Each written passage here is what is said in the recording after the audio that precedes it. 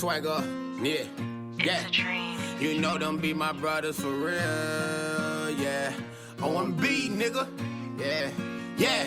I can't take no days off. I just gotta play off. Feel like I'm in the playoffs. Man, this shit gon' pay off. I swear this shit gon' pay off. Niggas watching while we take off. I can't take no days off. I just gotta play off. Feel like I'm in the playoffs. Man, this shit gon' pay off.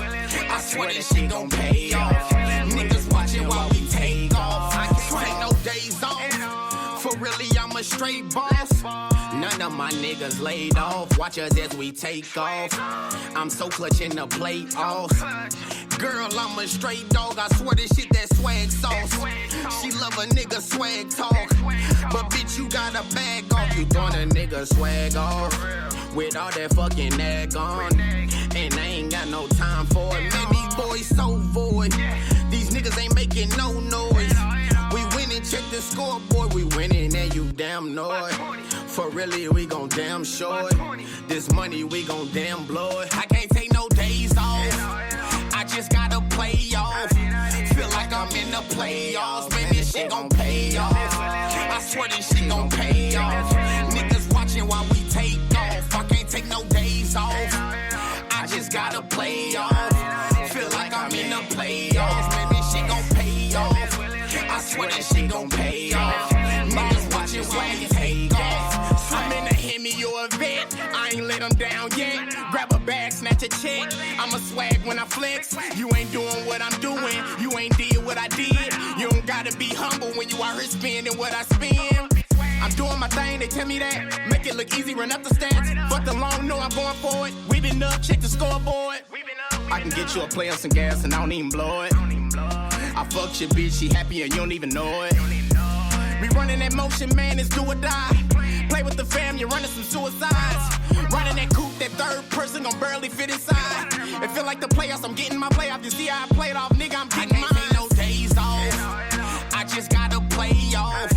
Feel like I'm in the playoffs. Man, this shit gon' pay off. I swear this shit gon' pay off. Niggas watching while we take off. I can't take no days off. I just gotta play off. Feel like I'm in the playoffs. Man, this shit gon' pay off. I swear this shit gon' pay off. Niggas watching while we take off. Swag.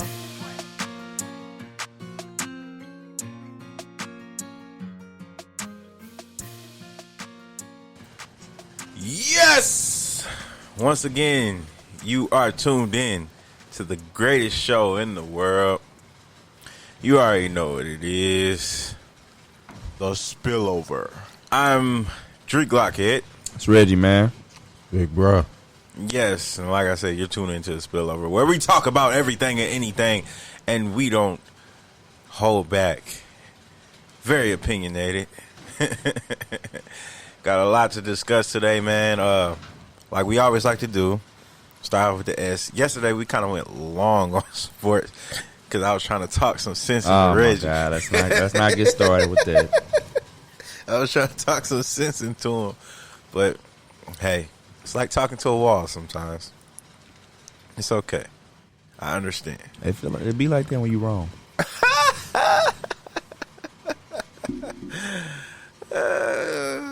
Just laugh that one off. When you're wrong, you're wrong. Okay. Anyway, what we got? Let's kick it off, man, with Cam Newton.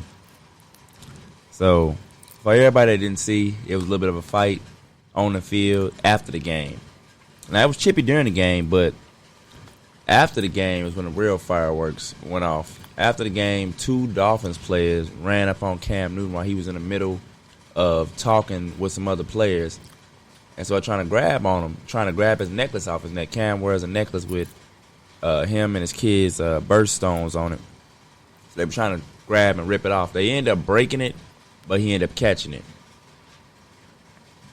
And a lot of people feel a lot of ways about that. You know, of course, they like, when nobody trying to steal your little, you know, what they told him was, when nobody trying to steal a little, what is it, a little fake ass chain or whatever they said. That nigga's rich. How you gonna call it? Hey, what he said? Hey, get the fuck out of here. Cam was pissed, obviously. Cam playing with millions. So, man, what you think, man? A lot of people feel like that's one of the ways. That's like ultimate disrespect. Trying to walk up on somebody and grab their chain off their neck. A press conference afterwards talking about it? He did talk about it. You can probably look that up if you want to pull the audio. He definitely talked about it. It was crazy. It was definitely crazy. I know that right there. That's a fight. That's a fine. They're gonna have to fine me. 1 game suspension, whatever. When we get up out of there, actually, I ain't gonna lie. Probably at that time we would have had to come to blows. And they was big. I want to say they was D linemen. So they wasn't like no small cats. These ain't no little DBs. It's not Josh Norman and Odell. You got Cam standing on one side, about 6'5", 230, 240, and I want to say these other 2 cats, both of them was even bigger than him. So they was ready to get busy, man. Big bro, what you think, man? Cat walk up on you, grab your try to grab your chain. Yeah, hit his mouth. Off rip. Yeah, Cam, he tried his best to hold his composure, but everybody was like, man, that's one of them times where, hey, if you got to go on pop off, we understand. I don't think nobody would have been mad at him for that. All right, let's hear what Skip Shannon had to say about Oh, man. Shannon said it perfect. Is it Shannon or is it Cam? Shannon? Yeah, it's perfect. At the end of Cam Newton's debut with the Patriots, and a Dolphins player. I'm sorry, y'all. Let me get the. Hang on, we're having a couple of technical difficulties. Bear with us, everybody. Bear with us.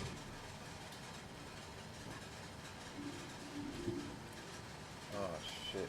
I can do it.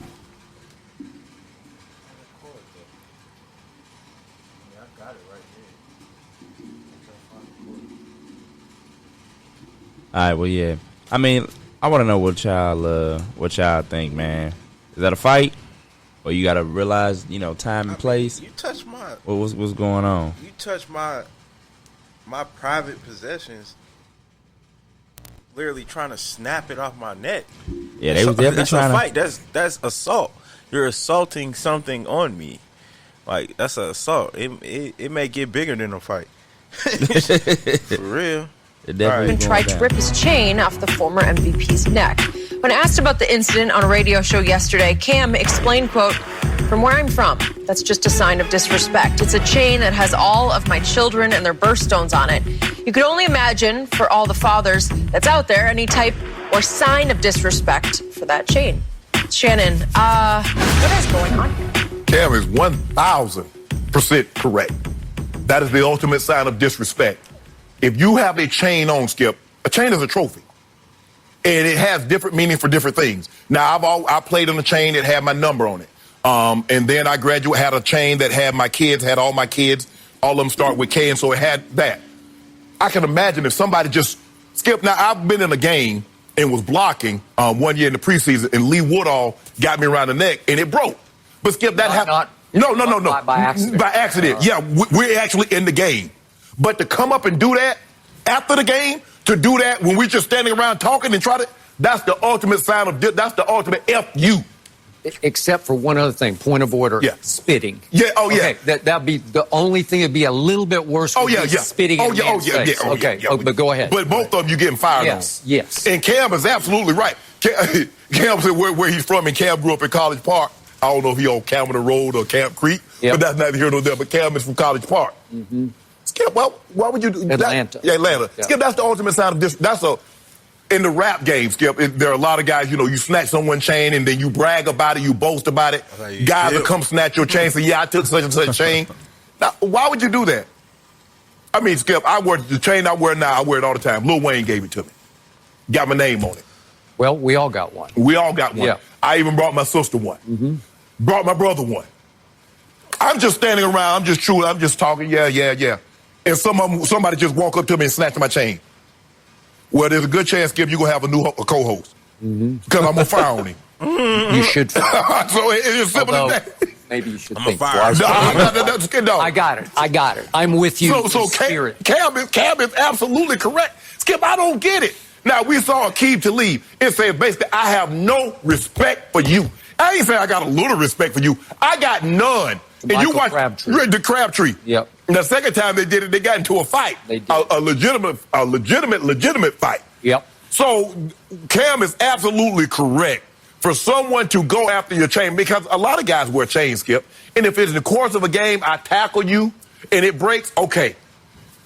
But for me to just be standing after the game, or something, because you know how obviously the NFL don't want you to do it. You've just been tackling for the last 2.5 hours, but they want you to go ahead and disperse, get back to your locker rooms because they're trying to prevent the spread of COVID. Mm-hmm. But so I get what they're trying to do. Yep. But guys are still telling, hey, bro, how you doing, man? You good? Hey, man, good game. Stay healthy. I see you down the road. You need anything? Your family good? I'm just standing there talking, chewing the fat, and then somebody come up out of nowhere and just snatch my chain. And I'm supposed to do what? Man, y'all too big for this, man. I don't get why. What? Y'all dislike Cam that much? What Cam do to y'all? Mm. Man, y'all, these millennials, these new kids, Skip, they getting out of hand with this stuff, man. Y'all better let this, look, y'all not hard. Stop thinking y'all about this, y'all some goons. Y'all not goons. And even if you grew up in that environment, you wanted to play a sport to get out of that environment. So get out of that mindset. Man, everybody want to be hard now. So true. Man. So true. Yeah, bro. That is a problem, man. Everybody trying to be gangster. Man, everybody gangster to the... That's why I stay in my lane, hey, bro. Everybody gangster to the handcuffs come off. Then it's, mama, please, free my son, free my homeboy. Motherfuckers that talk that shit be the same one, be amping you up to do the shit. Do you remember that song I made where I was like, I reenacted like a courtroom and I was like, Mama, please don't take my son. What was that song? You know what I'm talking about? Mm-hmm. Damn, I wish I knew how that verse go. But yeah, bro, I always felt that way. I always felt everybody tried to be so gangster. So that gavel touched that that podium. There's a difference between everybody hard. There's a difference between protecting yourself and then being hard, protecting yourself, and being hard for no reason. That's where it's going across a different line, because when you show strength when you're being attacked, that's not being hard. That's a self-defense. Mm-hmm. You know what I mean? But if you go above and beyond to try to prove to somebody that you're hard, and that was never part of the situation, bro, you doing too much. like that, and cats love to do it when you hell. with your girl. You know what I'm saying? They love to try to do that. Oh yeah. If you got something on that they ain't got or that they like, they trying to do that. Or even if they got something that you don't got. Like, all right, you with your girl and y'all at a bar. Now, already a dude been trying to buy her a drink. Okay. Mm-hmm. She said, "Nah, I'm with my man." She walks out. He runs out of there quick, get in his car. And it's like a BMW or something. See? Look what you can have. You know what I mean? Mm-hmm. That shit is so lame, bro. I don't know why that be in cats. Like, what the fuck? That's why you single like that. It can't get no good. You think your material... They can't talk, bro. That's all it be. They can't talk, so they buy. They need that materialistic stuff to make the girl fall in love. Man. Any real cat, man, that know anything about women, know you can be in anything. You know what I'm saying? You can have on just a regular t-shirt and, you know what I'm saying, pants. You can be walking somewhere. But even that, if you're bummy and you come with a good personality and all that, and the girl don't want you, maybe that girl's not for you. You feel me? Like, she judging you off of what you got, she probably just ain't for you. So I wouldn't even get mad, even if... A lot of times, man, it seems like you consider bummy more off of, like, your attitude and personality more than just what you were. Because I done seen some cats where I be like, man, that nigga... you know what I'm saying? He ain't that fresh. But he just got that electric personality, and people, you know what I'm saying? Chicks still mess with him. That be them cats. I know you don't see them cats, but you be like, man, how are they together? You know what I'm saying? Everybody that's seen that, where it's like, how did that happen? You know what I'm saying? Why is she with him? And the first thing everybody assume, oh, he must got some money or something.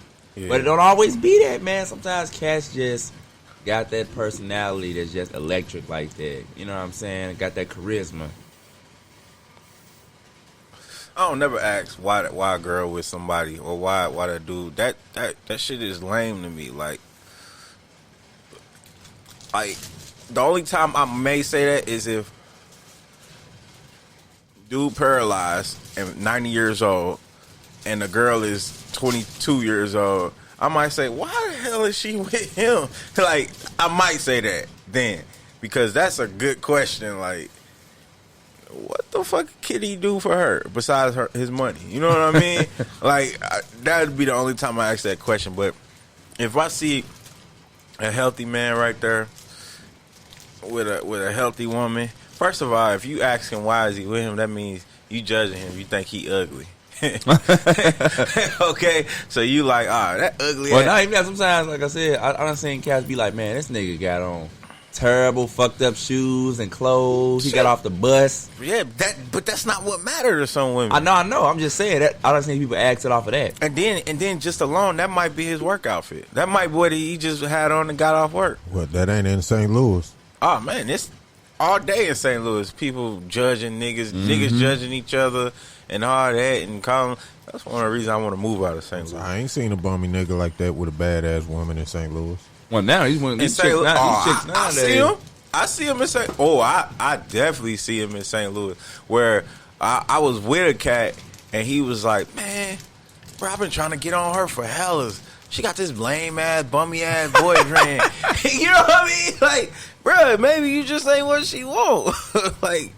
No, I ain't talking about the scenario. I'm saying I've never seen a bummy looking dude with a badass woman. Not here in St. Louis. What you mean? I'm just saying here in St. Louis they too superficial. I was just gonna say you must feel like they superficial. Oh yeah, I guess. Well, now he can be bummy and jump out of Hellcat, and they own him. Oh yeah, but by the car he drive. Yeah. What you saying, Bug, man? Women don't like personalities no more? No, ain't no more love, man. Ain't no more love. They want chivalry, but then they don't look for the right things in a man. They want you to treat them right and trick.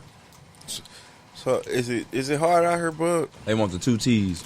That depends on what you mean. That's a good question.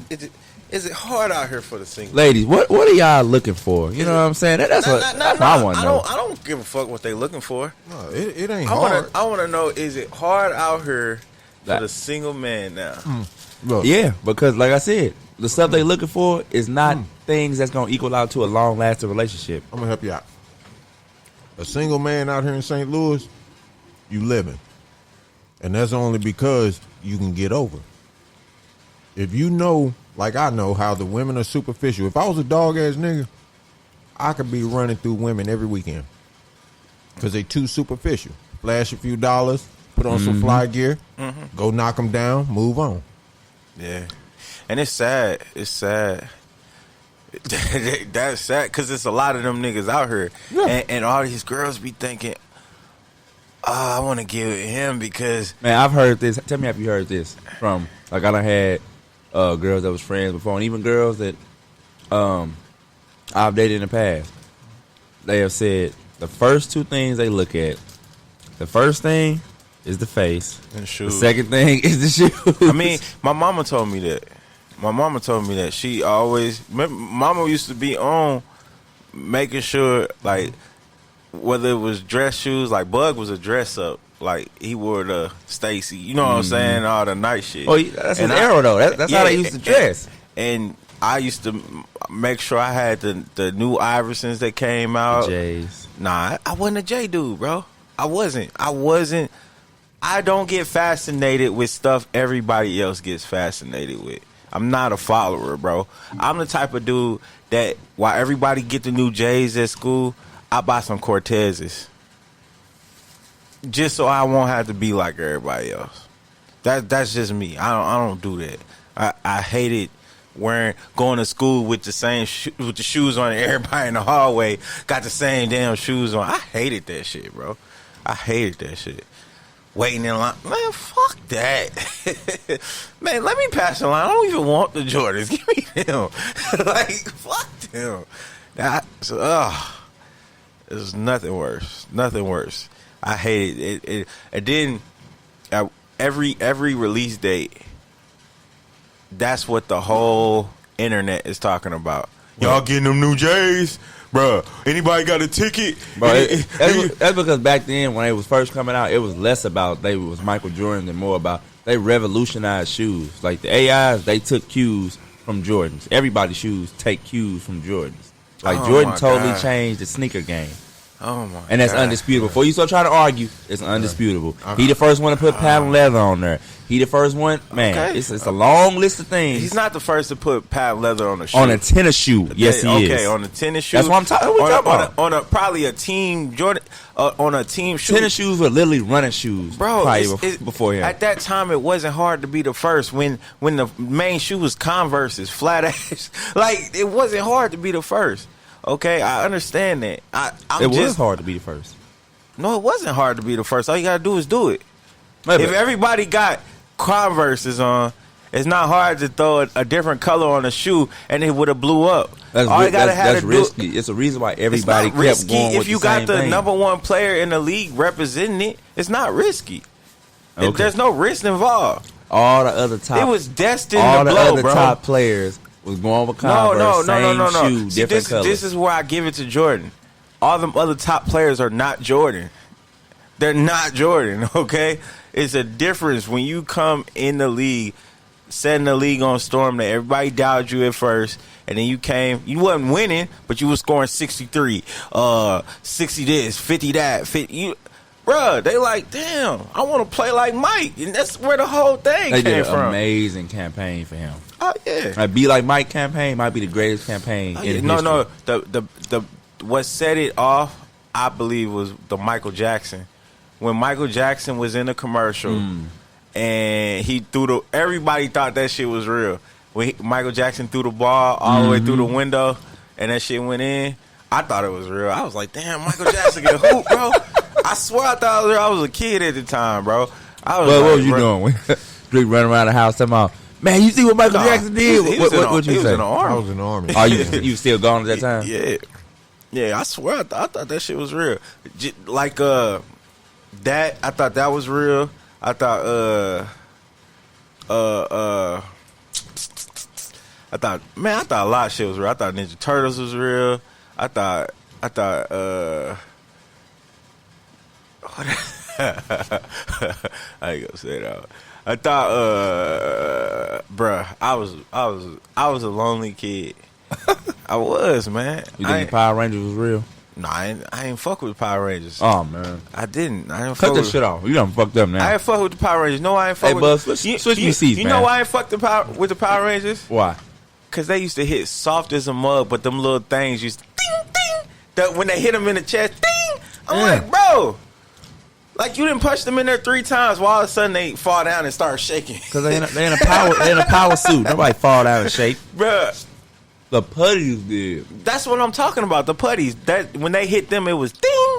It made that ding noise. Remember, bro? I was like, what the fuck is this, bro? That was man. The only thing I liked about Power Rangers was Zach, the black dude, that break dance. That's the only thing I like. I fuck with the break dancing. Bro, I still like the Power Rangers. Everybody trying to hear all your scraping cups and shit in the thing, bro. It's gone, bro. This nigga is. You gotta stop that dry snitch. It's too scraping. You gotta stop that dry snitch, bro. We can hear you. Nobody know what it is. I don't want them to think something else. You just dry snitch me out of them. We gotta let them know. Oh, you probably got that in the family. Didn't even know it. I'm dry snitch. Hey, Rashawn. This ain't even Rashawn's. It's mine. He got your Blizzard, bro. It's mine. Rashawn, how I fit if I had his Blizzard for real. Oh man, nah, but yeah, I ain't too much fuck with the Power Rangers. The only like ninja thing.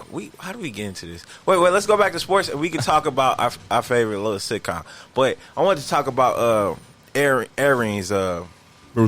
Arians, and how everybody's coming at him because he called out Tom Brady. He said he played a horrible game, which was true. Now people are saying like, that's not what a coach should do. A coach shouldn't. Well, he didn't necessarily say Brady played a horrible game, but he did say that them interceptions, I don't care, especially that first one. I don't care what he said. No, he backtracked from that. Yeah, I know. He backtracked from that, but he said the 2 interceptions were Brady's fault, and he backtracked and said that first one was Michael Evans' fault. But what I'm saying is, who gives a fuck if he's holding him accountable, bruh? Like, y'all act like somebody can't, not y'all, but people act like people can't say nothing bad about Tom Brady. It ain't just Tom Brady. Well, Belichick never did. He don't publicly do that. He didn't publicly do it, but man, hey, look, but Belichick don't publicly praise you either, though. So he did with Cam. Yeah, that's what everybody that's something that everybody talk about. Yeah, he did with Cam.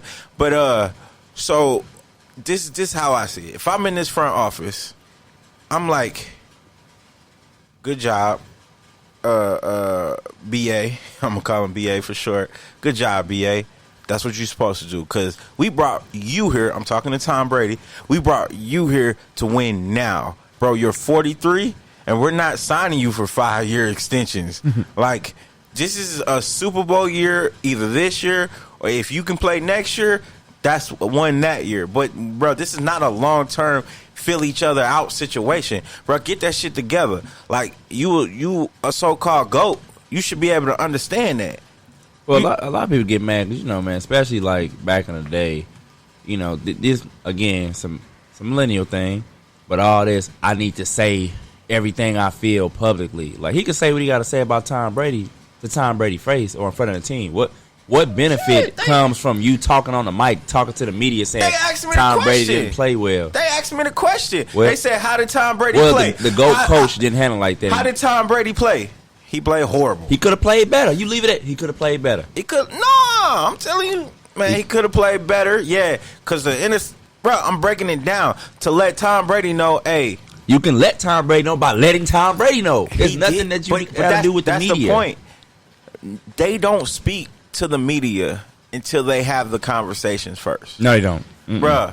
Anytime he clearly had a conversation with Tom Brady afterwards. That's why he backtracked. Tom's like, you got me messed up, man. No. He said he backtracked after he saw the film. Okay? After he saw the film, he had a point of view live at the game. That's why you don't just spout off at the mouth till you look at the tape. I don't give. Who is Tom Brady? The GOAT. He's a player. He's still the GOAT. He's a player. He's still the GOAT. He's losing his now. He ain't losing his GOAT status. He's still the GOAT. Nah, bro. I'm not even a big Tom Brady fan, but that dude is the GOAT. I'm not either. Obviously, he's the GOAT. But he needs to call it quits and hang up his cleats, bro. Why? Because he's still playing better than a lot of cats. Wait to game 2, bro. Wait till week 2. Just wait. Just wait till week 2. Man, he's still playing. If the trajectory don't change on week 2, bro, he need to hang up his cleats. Now, I'm not saying, okay, him winning and losing is not going to affect his GOAT status. I'm not going to lie. Because that'll be like people downing Michael Jordan for his Washington years. You know what I mean? Well, you got some people that do, like Nick Wright. You can, but in the same facet, you can. You obviously can, because you just look silly when you do that. No, you don't. Because if he would have won, y'all would have used that to his legacy. Nobody thought he was gonna win, bro. Even the biggest Michael Jordan fan, he would have. I'm not saying they thought he would, but if he would have won, bro, y'all would have been like, he's really the GOAT. He did it in this with the Washington. We knew he was the GOAT before Washington. But I'm just saying, you would have used it for your argument. They would have just said that was amazing because nobody expected it. You know what I'm saying? That's where that would have came from. God. But everybody expected, like, he's 40 years old. He's been retired for over 3 years, sitting in the front office. He done gained hella weight. Like, nobody expected nothing to happen, bro. No realistic fan. When he scored that 45, still, that was just a great moment for a 40-year-old man. They was like, Bro, Washington can really make a run. Bro, it was people in Washington thinking they was finna trade. What else they gonna say? It's like, we got the Michael Jordan now. Bro, they thought they could do something this year early on with just Bradley Beal and them. Bro, I'm telling you. That was horrible. I'm telling you, if he would have won. Yeah, if he would have won, he would have got. It's one of them situations where it can only benefit you. If you do something that everybody expects you not to do, you're gonna get credit. But if you do what everybody expects you to do, which is not much, nobody gonna hold it against you. Well, that's what I'm saying. That's what I'm saying. It's like extra credit on an assignment. It ain't gonna lower your grade, but it can't help. But what I'm saying is people talking bad about Brady because of how bad he's playing.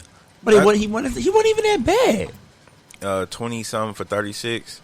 Yeah, that's not that bad. 2 interceptions, two touchdowns, 3 touchdowns total. A loss. Yeah, like a QB rating of 70-something, bro. That's bad. It's a QBR. That's bad.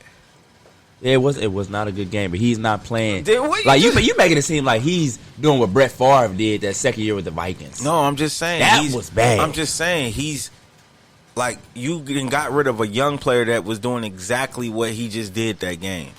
Like that game. But we gotta watch how the season come about though. I know Watson was looking like just smiling ear to ear watching that game, bro. I will be like, yes. If Tom Brady can't do it, I couldn't do it. I know he's saying that, bro. But what I'm saying is, don't let this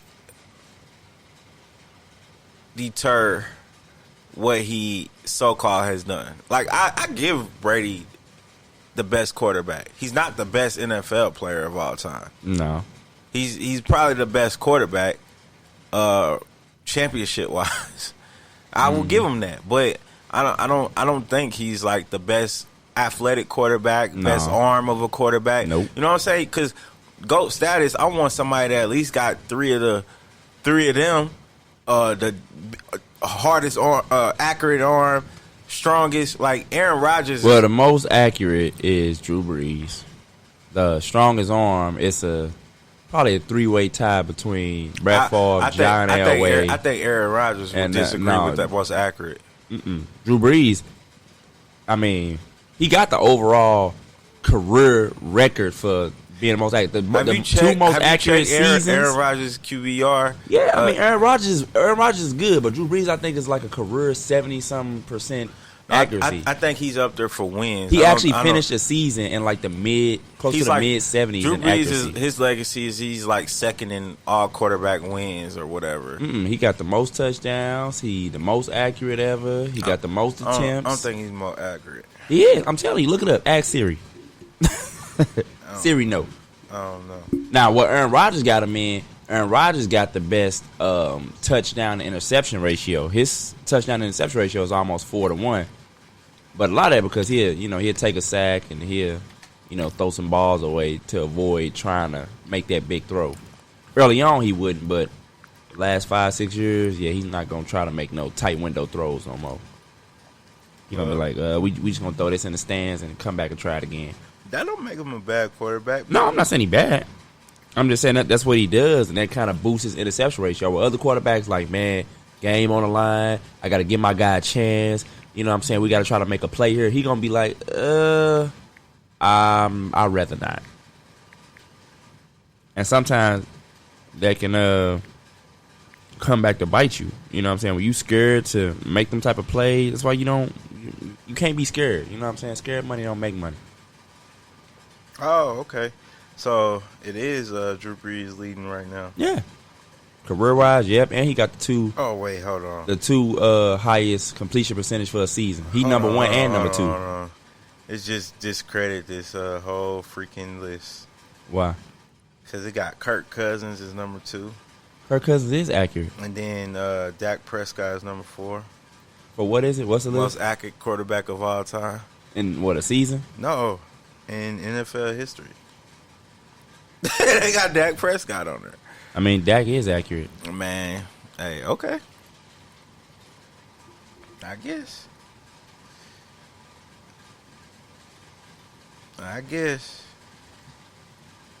Yep, Dak Prescott, Kurt Warner 5th, Matt Ryan 6th, Peyton Manning 7th. Yeah, but you know what I'm saying? Just because you accurate don't mean, you know what I'm saying, you the best. There's other stuff that go along with it. But yeah, Drew Brees. I mean, Cass is accurate. I mean, people don't want to respect Kirk Cousins, but the dude is accurate, man. He done had a lot of accurate seasons. Russell Wilson on that list. Phillip Rivers on that list. Romo, Peyton Manning, Kurt Warner. Yeah, they at the bottom. Big Ben, top 12. Aaron Rodgers, 11. Steve Young right there. Yeah. But that's just going off career. Like, some of these dudes still got a long way to go in their career, so we're going to see how it all end up. That's just right now based off their careers. Drew Brees been doing it for 19 years, and he's still number one. You know what I'm saying? These other cats is still young. They got time.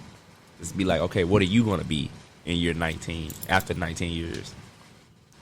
Yeah. Drew Brees need to retire, too. Oh, Jesus. Aaron Rodgers is very overhyped. Aaron Rodgers? Yes, he's very overhyped. He had a good game, though. He did, but he always have a good opening game. The last 4 seasons, he done had fantastic opening games. He hasn't had any receivers in a minute. He always have a receiver.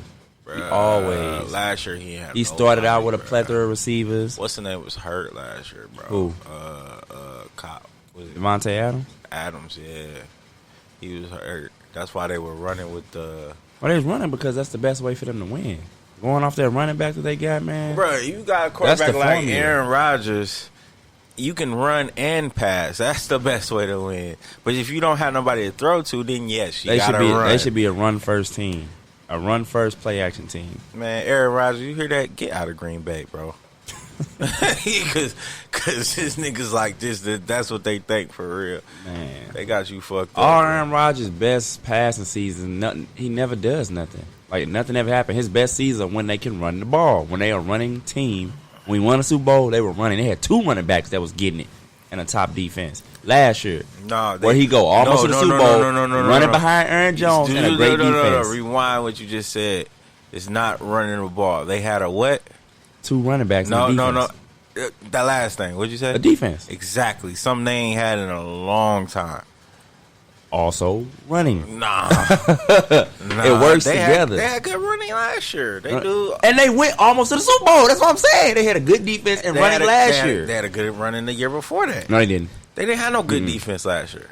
They did have a good defense last year. They was top for a long time.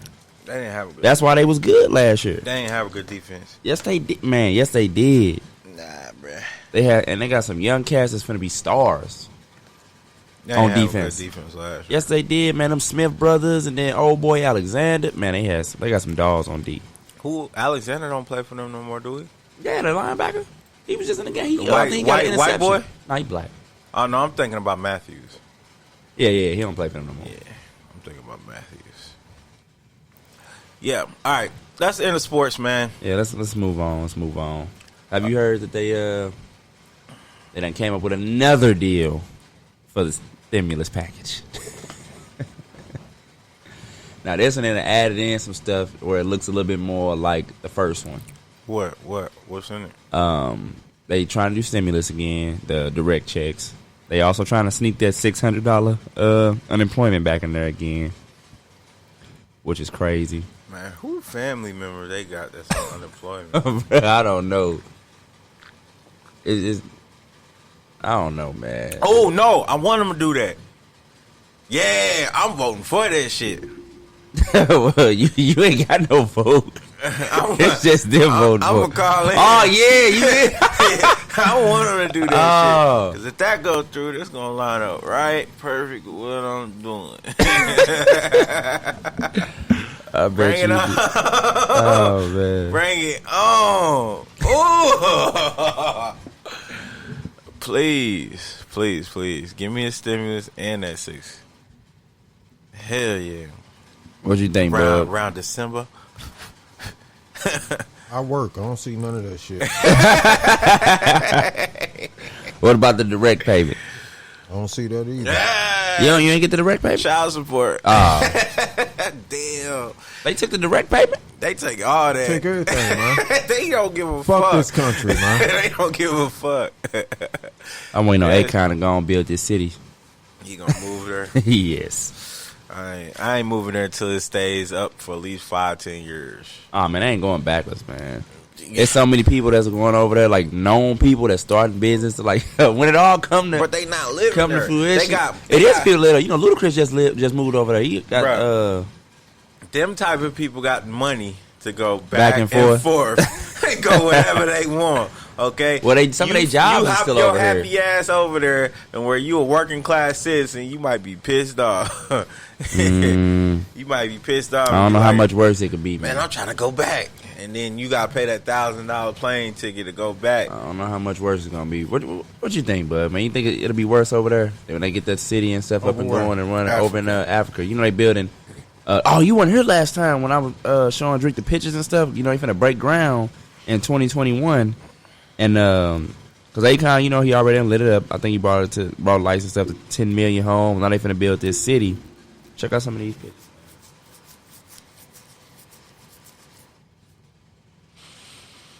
I believe it when I see it.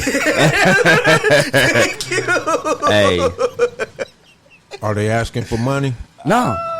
Man, they're not asking the U.S. for the, like, they finna break ground on this. Like, Akon is just the ambassador. They gonna build one building, building, and then some rebel group is gonna come in there and fuck all that shit up. Nah, man. It's a lot of them rebel groups. First in fucking of all, Africa don't even want us there. Fuck no, they don't. I mean, it's some places that do. People keep saying that. It's true. I'm telling you, it's true. Bro, they spit on black African Americans. I've talked to real Africans, bro. They said we don't have no culture. That's true. I mean, they ain't lie. But I'm not saying it's not true, bro. I'm just telling you what they said. Like, they don't fuck with us. They say they have no culture, and even if they did have a culture, they have no respect for a culture. Well, the one I talked to was like African and African mix. What they say is that it's a lot of the imagery that they show over there. Like over here, they show Africans and Nigerians in a bad light, and then over there they do the same thing with the American blacks. What? But that's because they don't like. Y'all gotta people forget like who really control these networks. It's not no black man. It's a white man that wants black people to stay segregated as much as possible. Because if we black Americans were to combine with Africans, bro, we will take over this world, bro. Like literally, if black brothers didn't have the hate for brothers that didn't have more than them or less of them, and basically like how I was telling you the other day, where we never have the time to actually help each other. We so quick to talk down on each other than actually help. If it was the other way around to where we're so quick to help each other like they are, like white people give other white people millions and millions and millions and millions of chances. Like you literally have to kill somebody he know for him to say fuck you. Okay? Especially if you're willing to keep showing that, oh man, I'm gonna try. They're gonna keep giving you chances. You could be a meth head or whatever. Oh God, Jimmy just stole my tractor again. Jimmy, just bring it back and you can work tomorrow. That type shit. Right? We're not forgiving with each other like that. So if we were more in sync and connected, bro, we would take over this world. I'm talking British black people, European black people, Africans, black Americans, Haitians, the Puerto Rican blacks, the Brazilian blacks, all that, bro. If we outnumber a lot. If we came together, it would get ugly. So their best bet is they control the networks. Let's keep showing these negative images about this. The ones in South Africa, let's keep showing this bad imagery about America. But the problem is the internet. The internet shows reality of a lot of stuff. Like, I used to think Africa was bad too, and then you can go on there and look at South African resorts and stuff. Like, that shit is crazy, bro. Like, let me tell you something. When I was younger, when Mama was first starting off doing the military thing, we was traveling overseas and shit, I would see shit that they would be showing us in the States on TV. I would see it firsthand over there and be like, whoa, this ain't right. This ain't what they showed us. Yeah. But then you watch the local TV and they showing you shit about the U.S. and you I mean, unless you spoke the language, you ain't understanding. But I understood a little German and, they was dogging us. Oh, yeah. Straight dogging us. I'm like, damn. Mm-hmm. You know how, there's a perfect example of it. Have y'all ever seen that game show called Wipeout? Mm-hmm. I don't think I've seen it. I heard of it. They got a Chinese version and then an American version.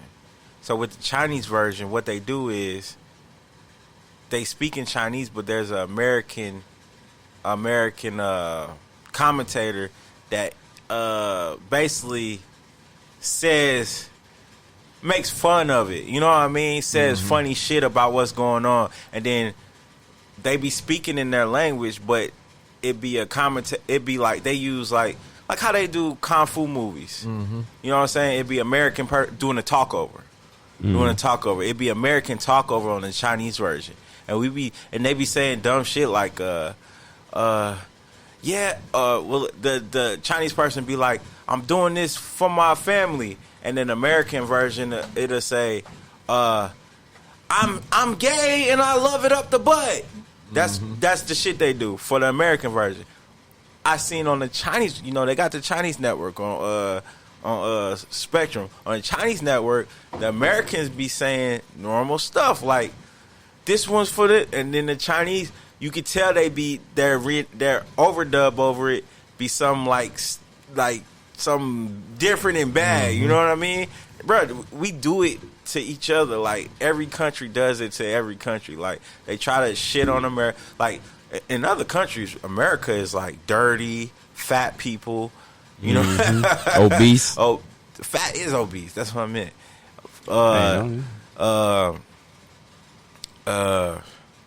Shit. Don't get on the blacks. Blacks is just in America. I guess we're brutal. We're like people in Iraq is scared of black people in America, like because of the shit. You know what I mean? Like it be like the guy that owns the store around the corner, from Mom, Mickey. Mm-hmm. So Mickey, not Mickey, but Al, my boy Al. We always used to have hearts to hearts when I was younger. Al said when he first came over here, he thought every black person was trying to rob him. Just because of what was shown when he was coming up of the Black Panthers and all the other stuff of what they saw. They thought black people were like the most brutal criminals ever. Like we just didn't give a fuck. We'll kill you and fuck everybody. Like there's definitely a lot of propaganda going on in the media, man. That's why you can't trust it. They don't give you the whole story. They give you the most compelling version of the story. I know you can't trust it for face value, but you could definitely let it lead you to research.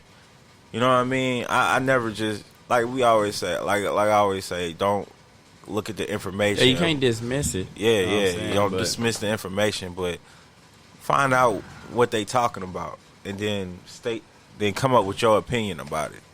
You know what I mean? Mm-hmm.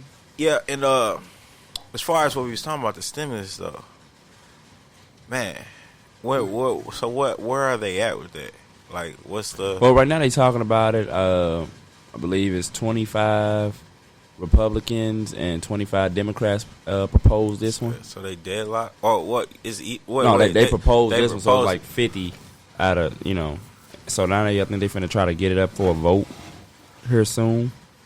Come on, y'all. But we gonna see, man. They've been kind of dangling this line out for a little minute. Hey, man, y'all go for it, man.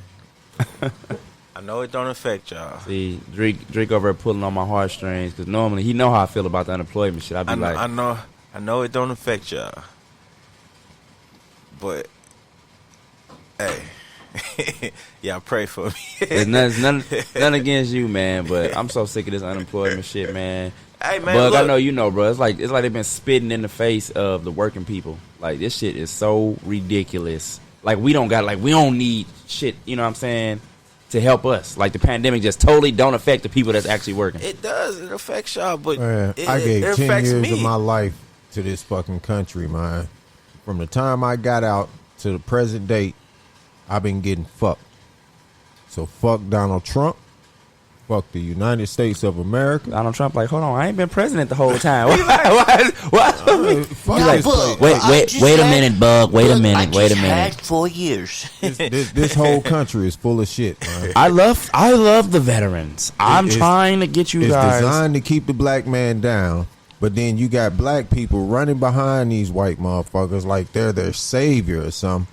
This country is fucked up, man. I have no more sympathy. That's why I take what I can get from it. It's not even just they trying to keep the black people down. They trying to keep the poor people poor. No, man. Anybody that's not part of the elite, the financial class. I'm gonna tell you something. That's a facade. No matter how much That money you have, black man, you will still be under them. You will still be a nigga. So don't let that poor shit. That's what a lot When of you poor get white on people top- try to get you to buy in When with you them. get on top and you got that business, that big home, they gonna burn down that business. They gonna fuck up your crib. And if they don't do it physically, Oh, they're gonna find a way to snatch do that it shit from under you. economically. Yeah. Yeah, because you really can't never own shit over here. That's another reason why, like, a lot of celebs, when you research them, they starting to make their way over into Africa and put their little roots down. Because you can't own shit over here. As long as you paying taxes on shit that you own, you don't own it. Yeah, I never understood that. How the when fuck- when you buy a house, Missouri's the stupidest state. How the fuck I cash out and buy a car, but I still got to pay the state every year? Yeah, you gotta pay them the sales tax up front. Then after that, every year they want you to pay them for quote unquote owning your own property. And you know what they gonna say about that though? They say that goes to the highways and all that. Well, then when I make a motherfucking complaint about something, That's pothole bullshit. in the street. That's what I'm saying, but that's bullshit too, because it goes there, but then if you don't, you know what I'm saying, pay for it, then they come and they snatch all your shit. You could be done bought it. It could be yours in ownership, free and clear. But if you're not paying the taxes, they come, even if it's not worth I wait for what them you to pull owe. up and I blow that motherfucker up and tell them to take it. Even if it's not what you owe, they gonna take it to settle, you know what I'm saying, whatever debt they feel like you owe them. So that's some bullshit. They don't want to call it. You can charge us taxes and say, okay, these taxes I'm charging y'all, that's for the streets, the highway, you know what I'm saying, the city upkeep and shit, but they want to put it on your property so that way they got something to take what from do y'all it. What do y'all think this country would be like if we didn't have taxes? No taxes at all? Yeah. Better, but Better, number better, one, but better for your pocket, right? I've seen it done. Better for your pocket. it'd be better for a lot, in my opinion, because like I said, a lot of the taxes that we pay for is not for what they say it's for. Like, a lot of that shit we paying, and that shit going to a lot of these politics. Like, why the fuck do we even have so many, you know what I'm saying? Well, see, that thing about, like, Senate's like, people in the House, Senate, and Not even representatives. just them, on down. Just all of it. Just all of it. Politicians used to work for free.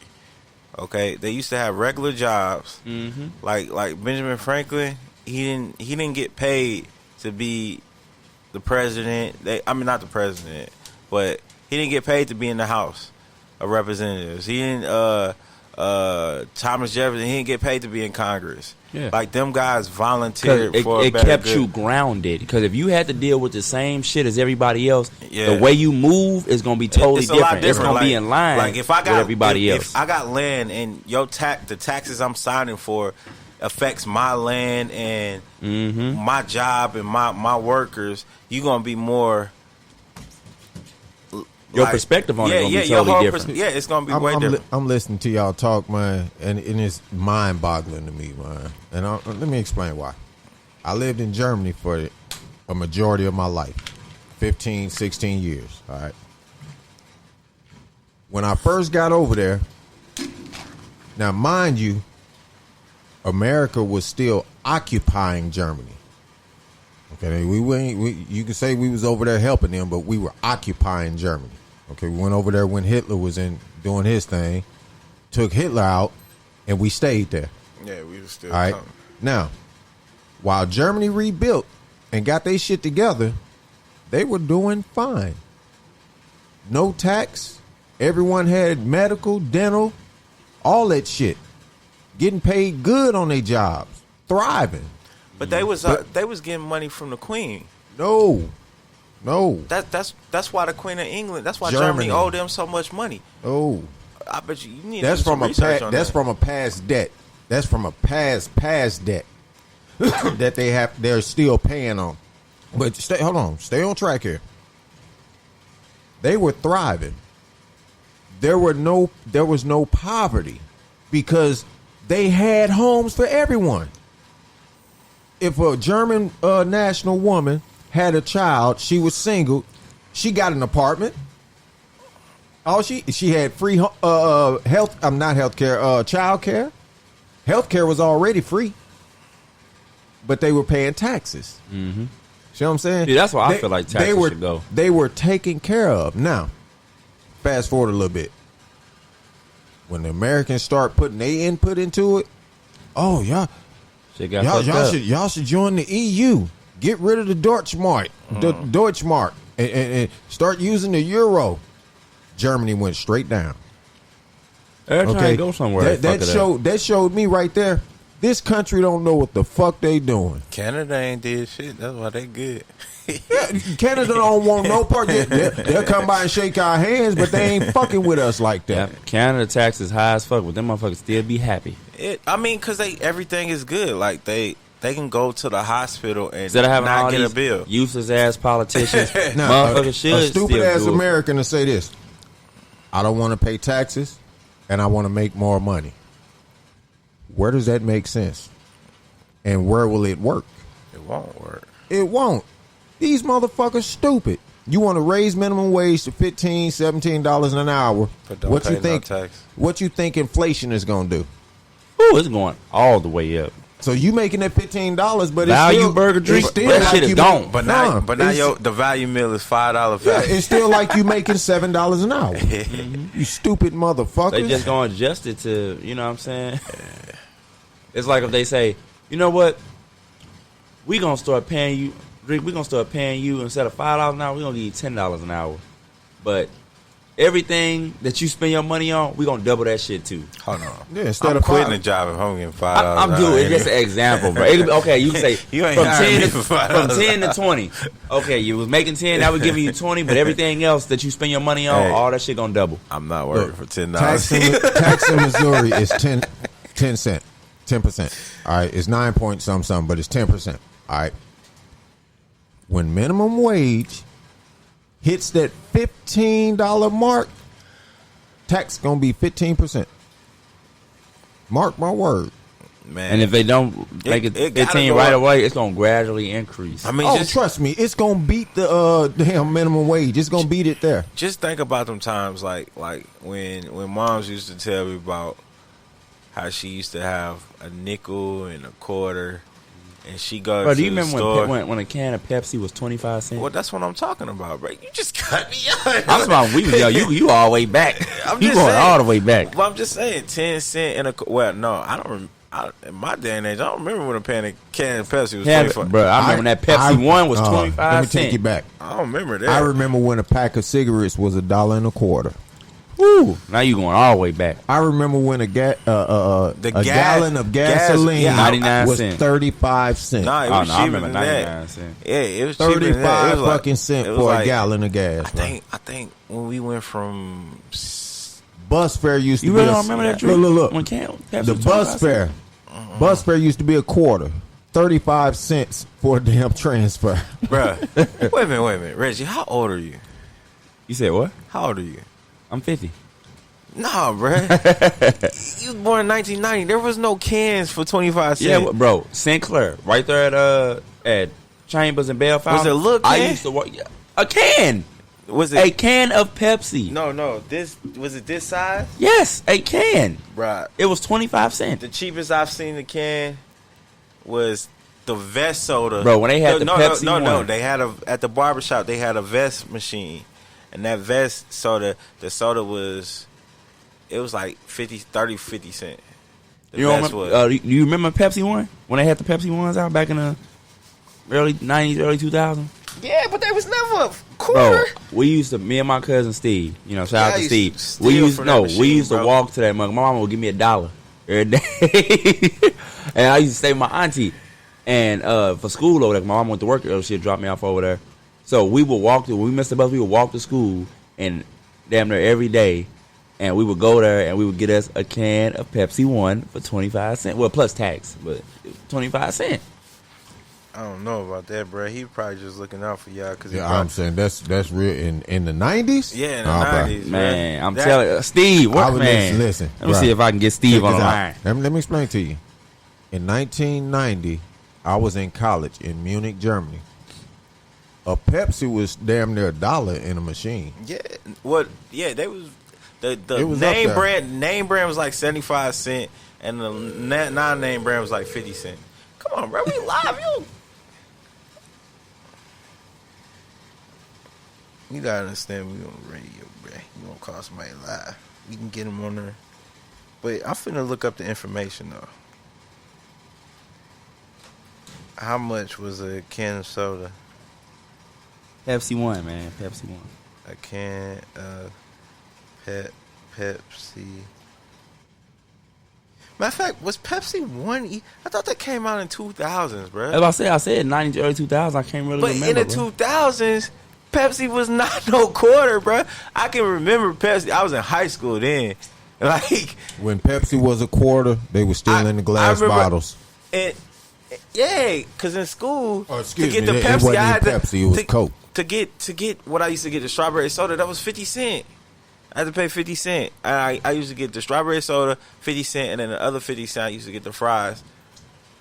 So I had the strawberry soda with some fries at school. Use the machine. Well, I don't know what y'all point is, but my point is this. it don't matter how much money you make. It don't matter how much taxes you paying, whether it's little or less. Believe this. When they implement it, they've already designed a plan to continuously keep us where we're at. Okay, here we go. In 1930 it was 12 cents. 1940 it was 20 cents. 1950 30 cents. 1960 45 cents. 1970 70 cents. 1980 99 cents. 1990 it went down in 1990 to 89 cents, and then in 2009 it shot up to $3.99. What the hell? That not for no can, bruh. That's what it say. I've never seen a can of Pepsi cost $3. Oh, that's a pack. Yeah, I was about to say that's a pack, a 6-pack, a 6-pack. But 1990 it said 89 cents. But is that Pepsi One or Pepsi? Now, Pepsi One didn't stay around a long time. Pepsi One just got here, bro. No, Pepsi One. Pepsi One it just came, got then here. it left. Then I think they brought it back. Bro, Pepsi One got here this decade. That's some new shit. They had Diet Pepsi. I know they had Diet Pepsi back then. I drank that too. But Pepsi One didn't come out until everybody started doing that 1 calorie shit. Yep. That was like the 2000. Actually, I think it was later than that. I want to say like 2004, maybe 2005. Okay, Pepsi One came out June 30th, 1998. Yeah. That's what I'm saying. Then I could have sworn it left for some years, and then I think they tried to bring it back. And then if something just released, they not selling it for cheap. That's something new. Like everything Diet was expensive because they felt as if they gotta separate all these ingredients for you to lose weight. So like it's just like vegetarian shit. Everything vegetarian diet costs like 50 cents more. I don't know what made me think of this. We was talking about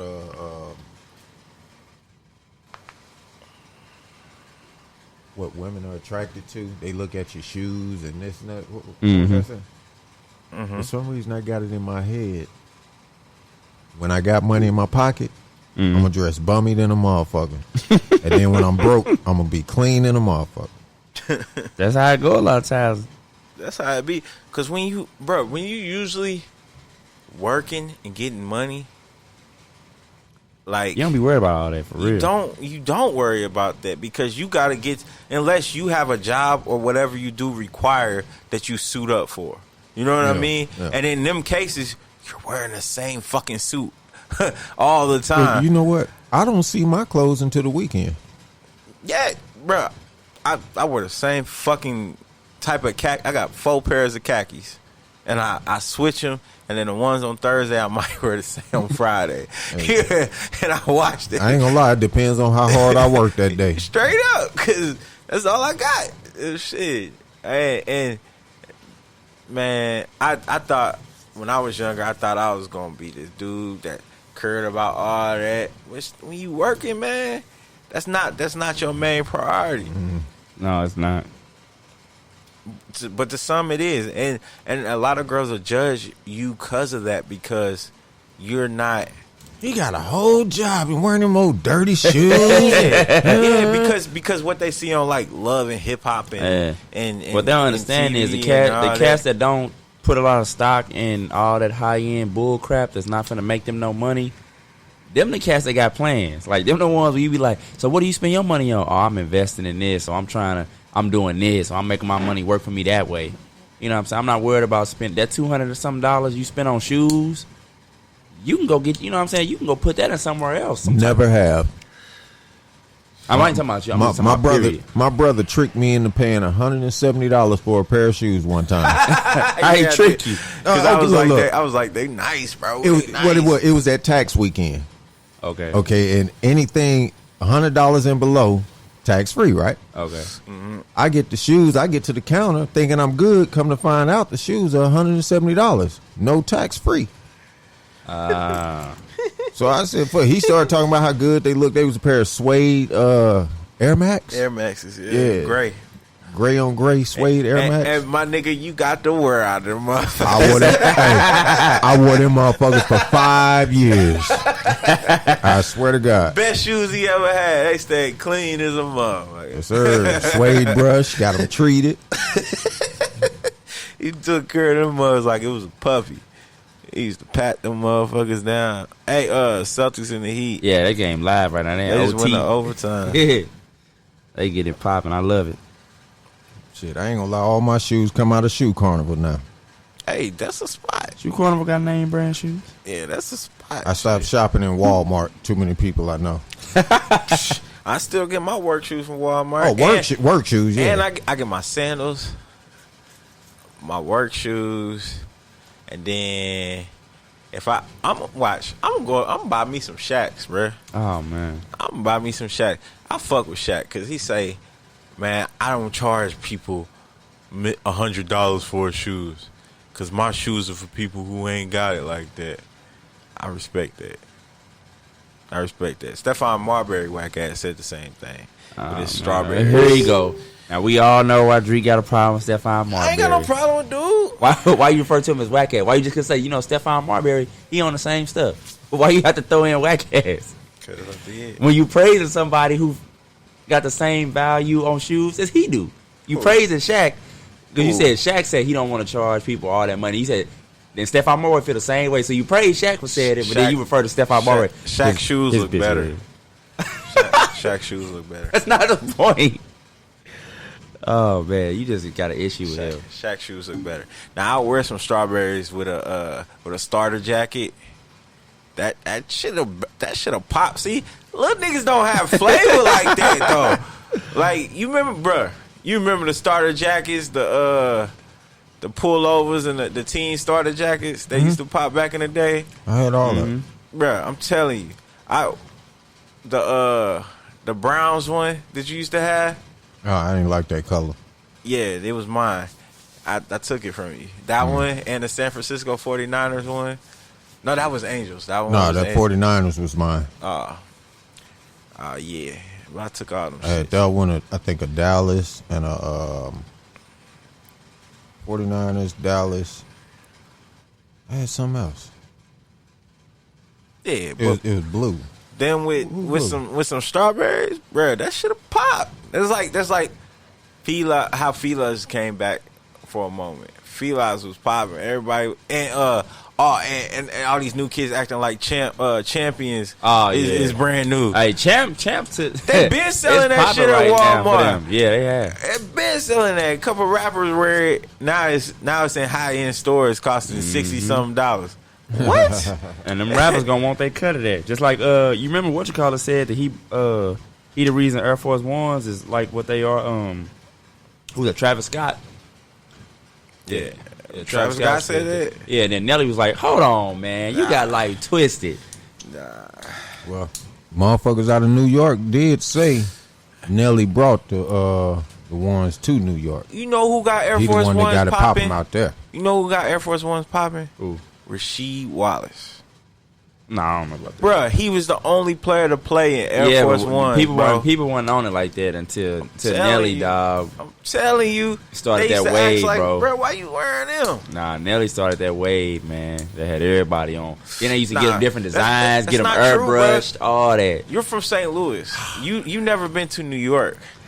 Air Force Ones and Timberlands are the shoes. Well, there. one thing Nelly had to back him up was an official statement that you can go ahead and pull up on your Google machine from Nike that says when he did it. When he did when he did the song. Yeah, that's what did it. It was not Rasheed. But I'm saying, but he got it popular. They was rocking them out there way before then. But what I'm saying, yeah, in we New York, talking about who made them popular. Who made them popular? Okay. Who brought the sales up? That was Nelly. That's what him and Travis Scott was talking about. He made it popular here. No, around the world. Listen, you're not hearing. They were rocking them. It was a big beef over this. He did not make them popular in New York. They were already, he made them popular around the world. They were already rocking them in New York, heavy. With Tim's. That's fine, but that's just in New York. Okay. You can say when you make something popular around the world, it doesn't matter because we was already rocking them over. It doesn't matter. You can't say. It does matter. I can't say, hey, I made this popular if they already rocking it in this state. But it's not popular. It's popular there. One state it's worldwide. Popular there. Which one is more popular? It's popular there. I'm saying though, if we made Emo's Pizza, and then all of a sudden South Carolina comes out with an Emo flat pizza, and now all over the world everybody wants that, you're not gonna feel some type of way. Is it Emos or is it a piece of like Emos? It's Emos. I'm saying it's Emos. Yes. Okay. And in South Carolina, and everybody be like, bro, you ever try Emos? Yeah, I'm from St. Louis. Nah, South Carolina Emos. That's the spot. They created it. How would you feel? I tell them they wrong. That's what you doing right now. No, see, but you said but you said they created it. You said you said no, South Carolina they created it. I know they didn't create it. Now if they want to say we made it popular, like if it was just here in St. Louis. My point is, this is my point. Air Force Ones, Dunk Lows, Air Force Mids, Air Force Lows, the Dunks, all them, they were big popular shoes in New York for a minute. Everybody don't catch on to New York trends, but the ones that are here and when they go there, like Nelly probably went there and said, damn, we need to make like, why do you think he made a song about Air Force Ones? Only he knows. Because they bumping him in New York hard. Maybe that's a question somebody should ask. See, you assuming and I'm assuming. I'm not assuming. I saw the interview. I know. I was rocking Air Force Ones when I was a baby. I think as a matter of fact, I think it was on Vlad.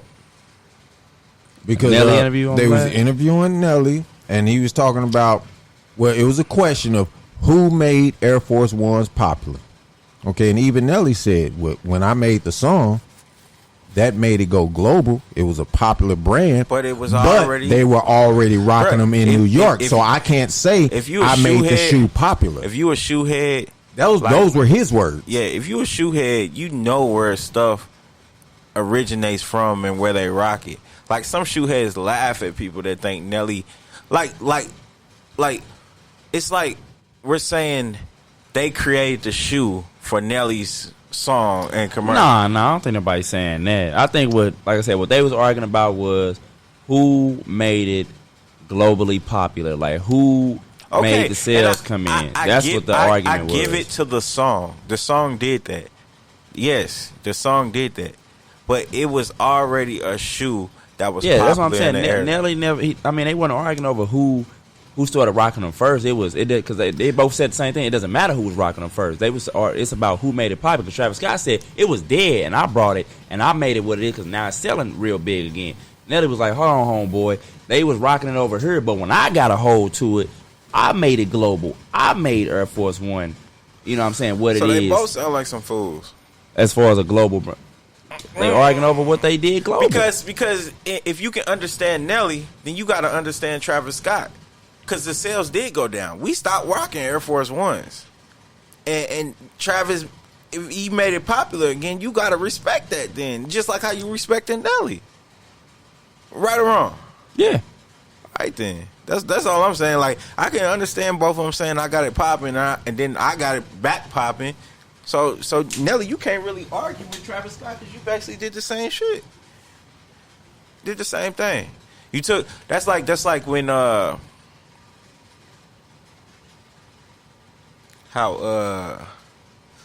just basically how commercial rappers, they try to use the hottest thing and put it in their rap. That's basically what Nelly did. You know what I mean? Clickbait. That's all it is, clickbait. Everybody already rocking them. I'm finna make a song about it. That's all that is.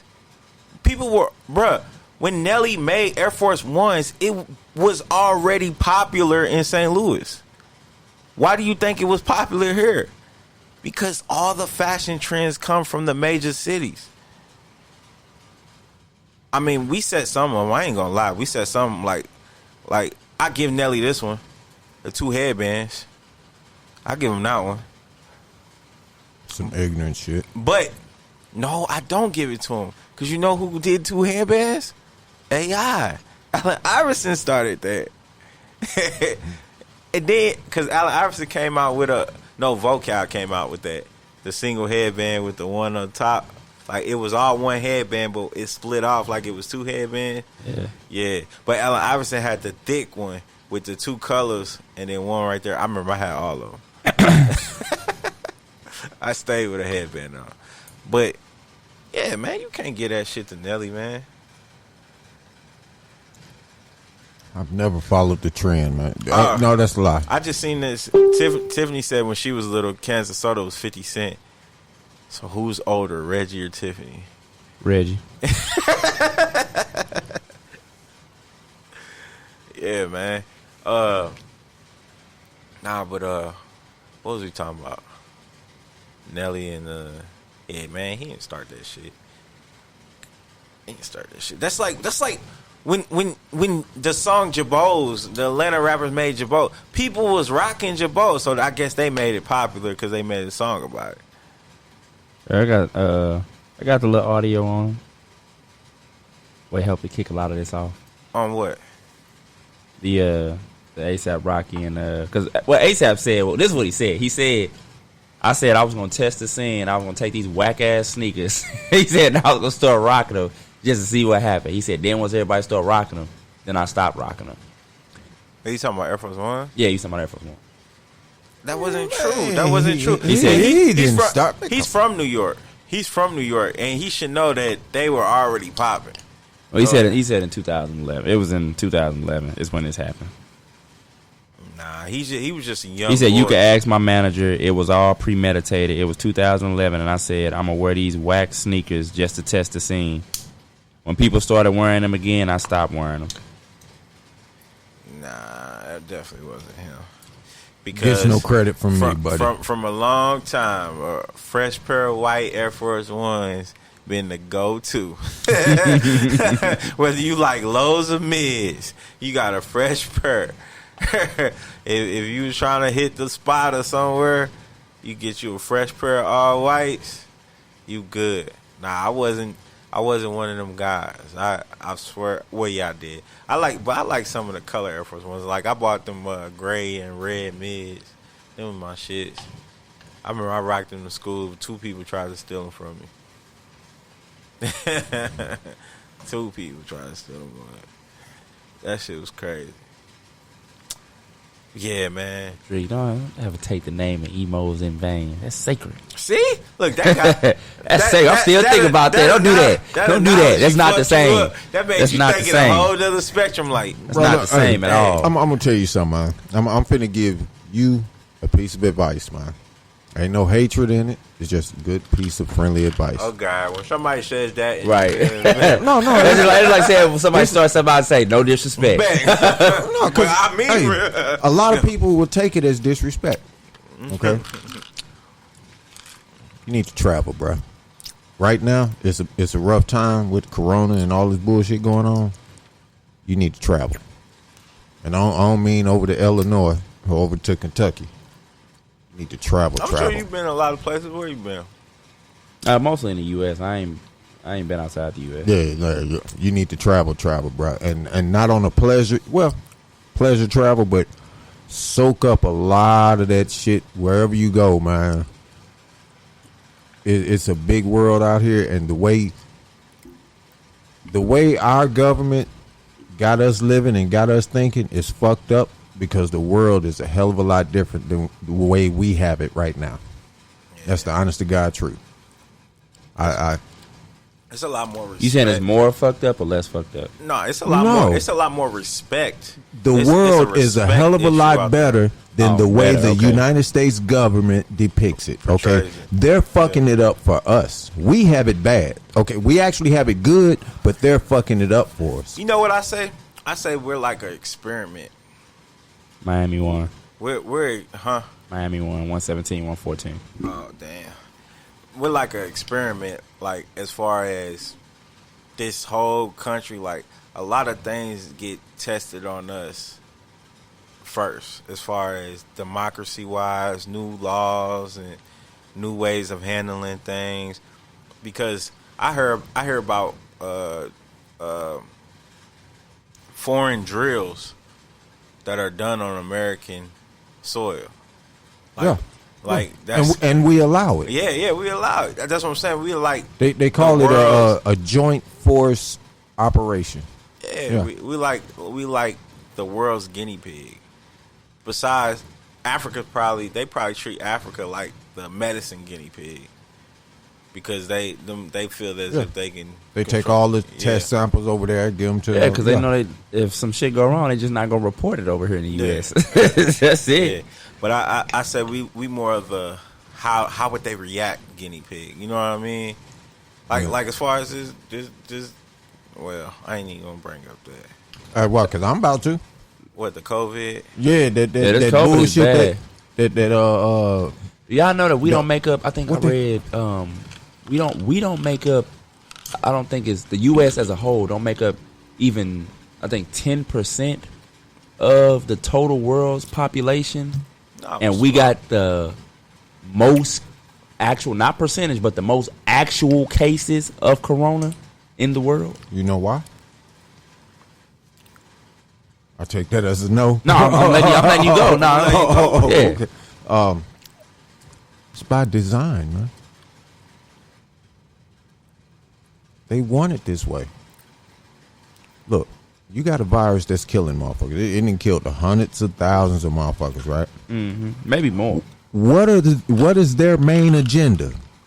To get the kids back in school, to get people back in work, to open the businesses. They saying, fuck this virus. Open shit back up. The ones that get sick and die, let them die. But we gonna keep rolling. That, and what they don't want people to do is start saying, you know what? We can't go to work. Kids can't go to school, but we still paying all these fucking taxes, and we still paying y'all to sit up there and not do shit all day, but argue and take vacations every 3.5 weeks. About what we not getting. Yeah, that's what I'm saying. Like, what the hell do we need all this government for? That's what they don't want. That's why, like, we got to get this mug back moving, get people happy, for they start looking at us like we just steady dumping money that's going to these politicians and things these politicians want, and, businesses that's, who owners are friends with these people. But our money really is peanuts to what the billionaires be giving them, the trillionaires be giving them. Like that's why we can't never get an official that's really for us. Because there's more money coming from the other side. They like, yeah, okay. we have to fund. I've been saying it forever. We have to fund our own candidate. Like we always talk about grassroots. We gotta have a real grassroots candidate. As long as these big corporations are funding these campaigns, not gonna happen. It's not gonna happen, bro. Because once the people say, "Oh, this is our guy," he's getting calls from big corporations. As soon as we announce somebody, as an African American, you will not live the white American dream. It ain't gonna happen. Martin Luther King, Malcolm X, any other black revolutionary, it's not gonna happen. Malcolm X said that shit. Don't put him in it. He said. No, I'm just saying. Yeah. It's not gonna happen. He tried to hit people. It took Martin Luther King a minute to realize what Malcolm was saying, and then he started agreeing with him. We need to have our own black dream. Yeah. We need to either confiscate half this fucking country or move the fuck on, man. That's the only way we gonna have true peace. Otherwise, this is a generational war. Or like why in mostly every cities, there's always a little Italy, Chinatown, Haitian nation, little Jewish area, Mexican area, but there's never no black. Well, the hood. They have culture. Black American. They have culture, and they have ties to their culture. Well, I just think it's more of a when you say culture, it's another word for having respect for each other. They have more respect for one another, whether it's disagreements or anything. The respect factor of we are alike people, and we're just having a disagreement. Yeah, I'm not even gonna say it's respect for each other. It's respect to a certain moral code and certain values. Like no matter how we feel about whatever and whoever, we're gonna respect this standard of things. And everybody that's like us, we're all gonna respect this standard of things. Straight like mafia ways. Like that's how it should be. You can't kill a made man until you get permission from all the other men. Like and if you want to murk them, you can't sleep with nobody's wife. Yeah, you know what I'm saying. None like they was not playing them type of game. If they found out you was doing that, you was getting killed. It wasn't no. Oh, I'm sorry, I'm different now. Like no, like if you break, that's the thing. They have harsh. They not only have morals and values, they have harsh punishments for when you break it. Like right now. No, you talking about mafia though. No, not even just mafia. Other cultures, like they will disown you if you start going against the things that make them who they are. They will totally disavow you. Yeah. You know what I'm saying from their culture. Now, over in Africa, it's certain tribes, like certain communities. If you steal, you get your hand cut off. Yeah, man. Black people is on a whole get burnt alive. Like they burn pedophiles alive, bro. I seen this one video. They threw bricks at him and shit. Like while he's on the ground, then pour gasoline on him. Yeah. I'm like, damn, bro. And then the backstory was he raped this little girl. Yeah. Like they don't fucking play. They not, man. All this. Well, let's just send him to jail and take care of him with tax money. And they cut off his dick. Yeah, let's send him to jail and take care of him with tax money. I've been sitting here pondering, man. I was listening to y'all, but I was pondering. To say that we as black people, we don't have a culture, I don't agree with that. I mean, we asked earlier. Remember when we asked that question, what is black culture? Yeah. And everybody said it was like hip hop. Everybody was like hip hop, soul food. Our culture is do what you want, as long as it feel good. That's what everybody. Just let them do what they want. Hip hop, soul food. What else they say? People my jazz. People my age and older know what our culture is. What is it? We come. 95% of us are from the South. Our families are from the South. All right. We have a Southern culture, man. A slave culture? Oh, I'm not talking slavery. I'm not talking. Listen, when they say Southern hospitality, do you know what that means? Yeah, nice. It's just it's not about being nice. It's just having that respect. You go down south, bro. Like if somebody see you walking, like how you somehow. They'd be like, hey, you know what I'm saying? You good? Like you need something? Come That's in. how it is in Mississippi. They'll feed you. That is our culture. Okay, we are a loving people. We love ourselves. We love each other. So to say we don't have a culture, I don't agree with that. We have a culture. We've just lost sight of that culture. Well, that's what I was going to say. Well, would you agree? Okay, if you want to say, let's go with what you're saying, and we do have a culture. You know, when certain group, certain age group, they know it. Would you agree with the statement, we don't have a strong culture among our people? Because, like you said, there is a group that know what it is, but... Well, I can't even say it. We're lacking a strong culture. It's a lack thereof. It's been lost. Yeah, that's what I'm saying. Wait, yeah, it's definitely been lost as far as leadership. If we all was under that umbrella, you know what I'm saying, as far as like knowing what our culture is and us abiding by it, that's what makes it strong. The fact that you got to go to certain groups and, okay, this group know it, but then that group really don't go by. I'm gonna help you figure out how our culture was torn down. Okay, and this is just one stepping stone of it. Okay, when I was coming up in grade school, you got your ass whooped in school. Mm-hmm. They had them big fraternity paddles with the holes drilled in them. Yeah, so I know they get no exactly friction. Okay, that was part of our culture because it kept us in line. Okay, I'm not a criminal, but I got my ass whooped in school when I act up. Well, okay. Now today, did they? Okay, did you ever get hit with a ruler? Nah, fuck no. I did when I was in kindergarten. Fuck no. What's your question? Because I'm making a correlation. Let my mama tell my mama you hit me. All right, but nah. What I'm saying is, for integrated schools, when they got integrated, that's kind of when the whoopings and stuff stopped, because ain't nobody want no white woman hitting their kid. You know what I mean? When it was black teacher, was that different? It didn't stop. This is in African American schools, bro. That's what I'm asking. That's why I'm with an integrated school. Oh, listen, in the black neighborhoods, I grew up in the 70s and 80s. Okay, over in East St. Louis, Canada Elementary School, Rock Middle School. No white teachers. You ain't see no white people in there. That's what I'm saying. If you did, they grew up in the hood and they, you know what I'm saying, they were cultured. Yeah, but still, would you want a white, like right now, it is a statistic that we lack black teachers. Like we've been lacking for years. Like no black males, and all the black women are doing kindergarten to 5th grade type stuff. Like once you get to 6th and 12th, it's mainly white males and white teachers, white ladies. You know what I mean? Do you think that had an effect on the discipline? No, the kids. No. Okay, and I'm gonna tell you why. All right, because I didn't finish. We got our asses whooped in school. Okay, and that helped to raise us as young black men and women. Okay. When they implemented the laws that said if you spank your child with a belt, switch, anything other than 3 soft slaps on the bottom with an open hand, you going to jail. When was that? Because that just happened in like the 90s. Before, like that wasn't back in the day. You was able to whoop your kids. They stopped whooping in school way before they came over laws. That's not the correlation. Okay. Stay with me, bro. I'm trying. That's why I'm asking questions. All right.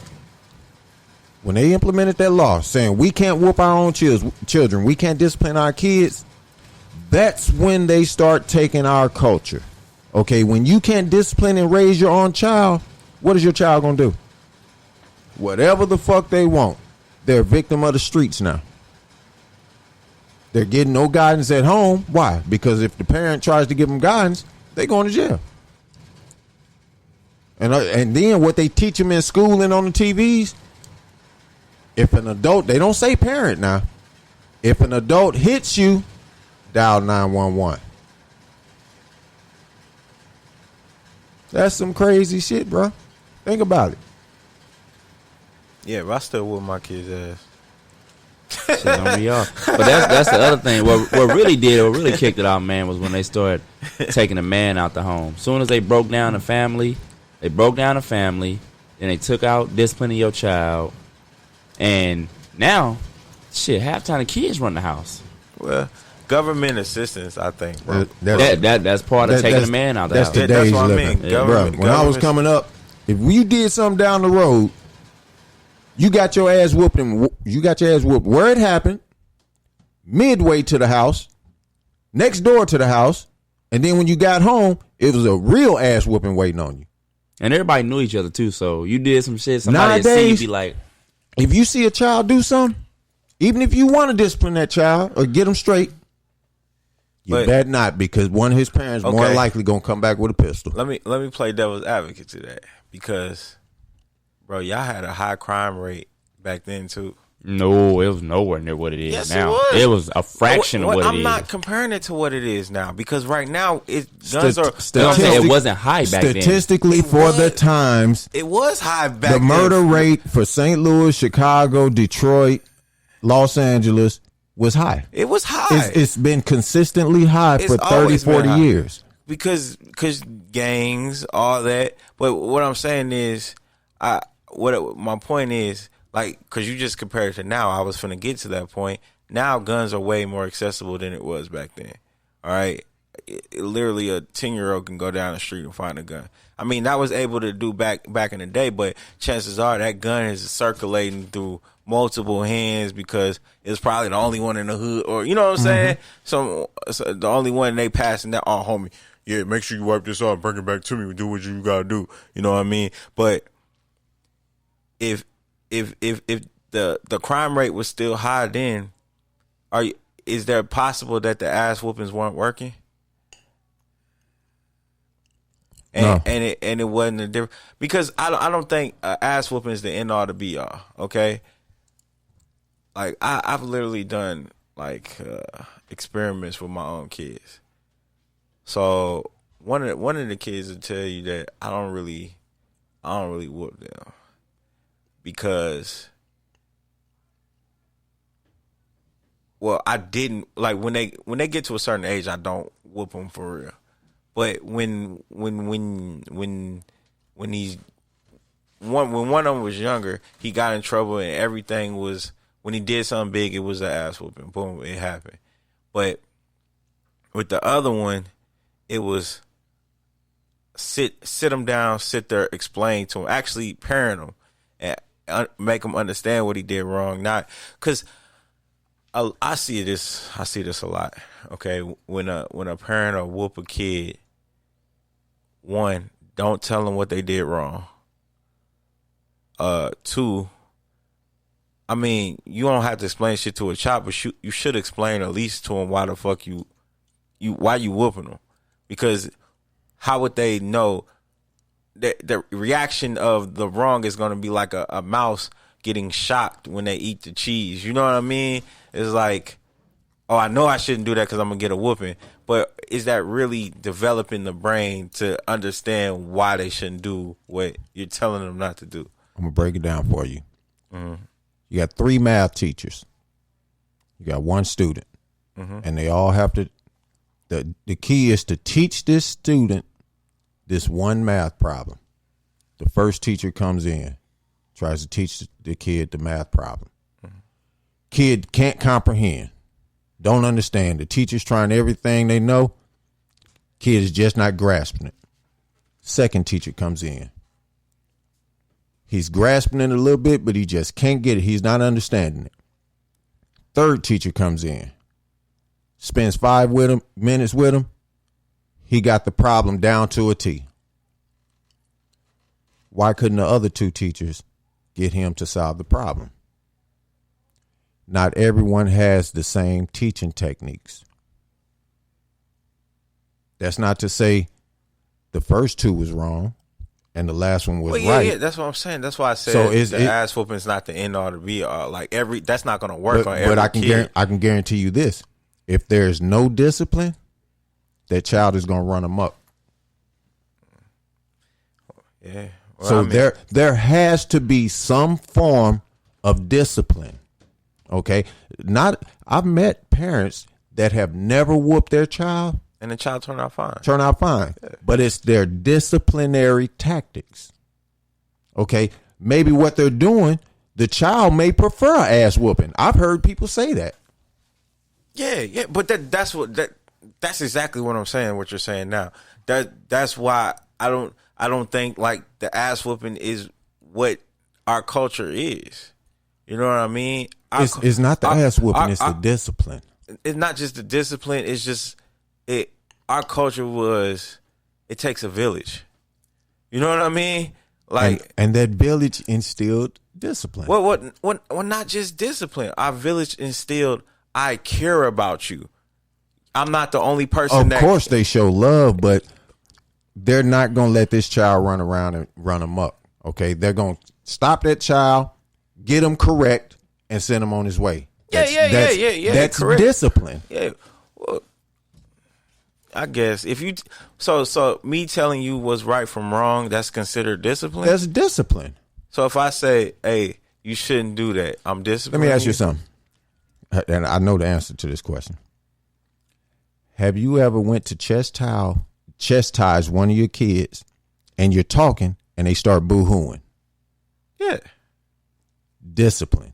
But I get what you're saying. But what I'm saying is, all right, if I can understand where you're saying that it's discipline, but if I say, hey, don't as soon as you use don't, that's a form of discipline. So I wouldn't, or if you be like, I wouldn't run with that with that plate, you're gonna drop it. That's a form of discipline. You can't discipline if they haven't done anything. No, it's not discipline. You're teaching. No. That's what. Well, no, they're doing it. They're running with the plate, and I say, and you stop them, and I say, yeah, that's it's discipline. Still discipline. That's discipline. Okay. I get what you're saying. So basically, you just came strong on the ass whooping. You came hard. But discipline is really what you mean.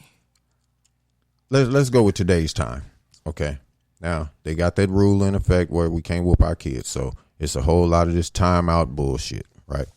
So let's say, one of my nieces and nephews, they do something, right? I fuss at them, tell them don't do this. This is why. Now go stand in the corner. They're going to go stand in the corner. While they're in the corner, they're going to be playing with their hands. They're going to be tapping their feet. They're going to be wiggling around. They passing the time. Probably talking to themselves, singing songs. And then when that time is up, you tell them, all right, go and get out this corner. They finna go play with a smile on their face because they never got any discipline. They just got to stand in that corner. Well, yeah. I would never tell a kid to stay in the corner. No. That's some white people shit. Well, I mean, that's what they were advocating for. That was supposed to be the new disciplinary tactic. So my corner is usually wall sits. That's my corner. Well, see, either that or hold the push-up position. Little bro, you learned a lot. I don't know if it's subconsciously awakening in you, but you learned that honestly. Where I learned that from? Well, you and Angel used to get it outside of just sitting on the couch. I don't remember that. Yeah, I used to try and make you do push-ups. You couldn't do them though. I don't remember that. Yeah. I don't remember that. I just remember ass whoopings. Yeah, that's all I remember. That's all I remember getting popped. With my kids, man, I'm a firm believer in an ass whooping, but at the same time, punishment is just like the criminal courts. The punishment must suit the crime. Oh yeah. Okay, so if I'm whooping your ass, then you done put somebody in danger. You done put yourself in danger.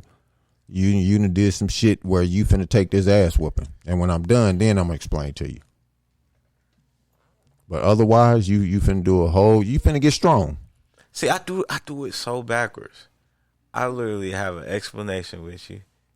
And then I get them like, yeah, you right, I shouldn't have did that. Now go give me the belt. I'm finna whoop your ass. I'm gonna tell you a little secret, bro. You know that'll make them not want to talk to you in a secure way like that. It don't do it. Mine will always be like the situation changed. Like Like that's a good thing I have with my kids. My kids tell me everything, like stuff I don't even want to know. Like, I didn't mean they won't talk to you on a personal level like that. Meaning when they're in trouble, they're not going to be more inclined to admit to doing it, or, you know what I'm saying? They're going to be more sneaky about it because they know even if dad's talking to me being nice, I'm still going to get an ass whooping. No, if you know, like you said, the crime has been made and it's serious, you should expect an ass whooping anyway. Like, you know, like, I fucked up, and if I don't get an ass whooping, thank God. But you should expect it anyway. That's why sometimes I fuck them up to where I say, man, you older now. That's something you shouldn't be doing. Now I would what would have happened would have been an ass whooping. But I'm gonna let you know that you really disappointed me. Now that word right there hurts my kids more. Yeah, that always hurt me. More than anything in the world. All they want to do is make me proud. That's it. That's all they want to do is make me proud. So soon as I say, man, I'm disappointed, bro, all of them start. Even Tyson, he knows what disappointment means. Like, he understands that, and he'll try his hardest just to say that, oh, look, I cleaned my room. I did this. I'm sorry. Like, I be like, bro, it's cool. You good, man. You know what I mean? And it's tough love. That's what you would call that. It's a tough love, and that's why I'm good. I got him to that point to where I don't necessarily have to put my hands on them, but I sometimes I do. I ain't even gonna lie. Sometimes I gotta pop their ass because, bruh, come on, man. You know what I mean? Like, fuck you doing? It's more of a shock, and they be like, damn, I must really fucked up. I must really fucked up. But yeah, they really hate that word. I'm disappointed in you, man, because they literally wake up to compete with each other to make me proud. That's what they do to get up. I guess that's why I'm gonna always be the mean uncle, the mean dad, because I don't have the patience for a lecture. You know, I if you fucked up bad enough where you deserve ass whooping, I'm gonna whoop your ass and lecture you while you're crying. That never, but I ain't hearing shit you say. You beat me.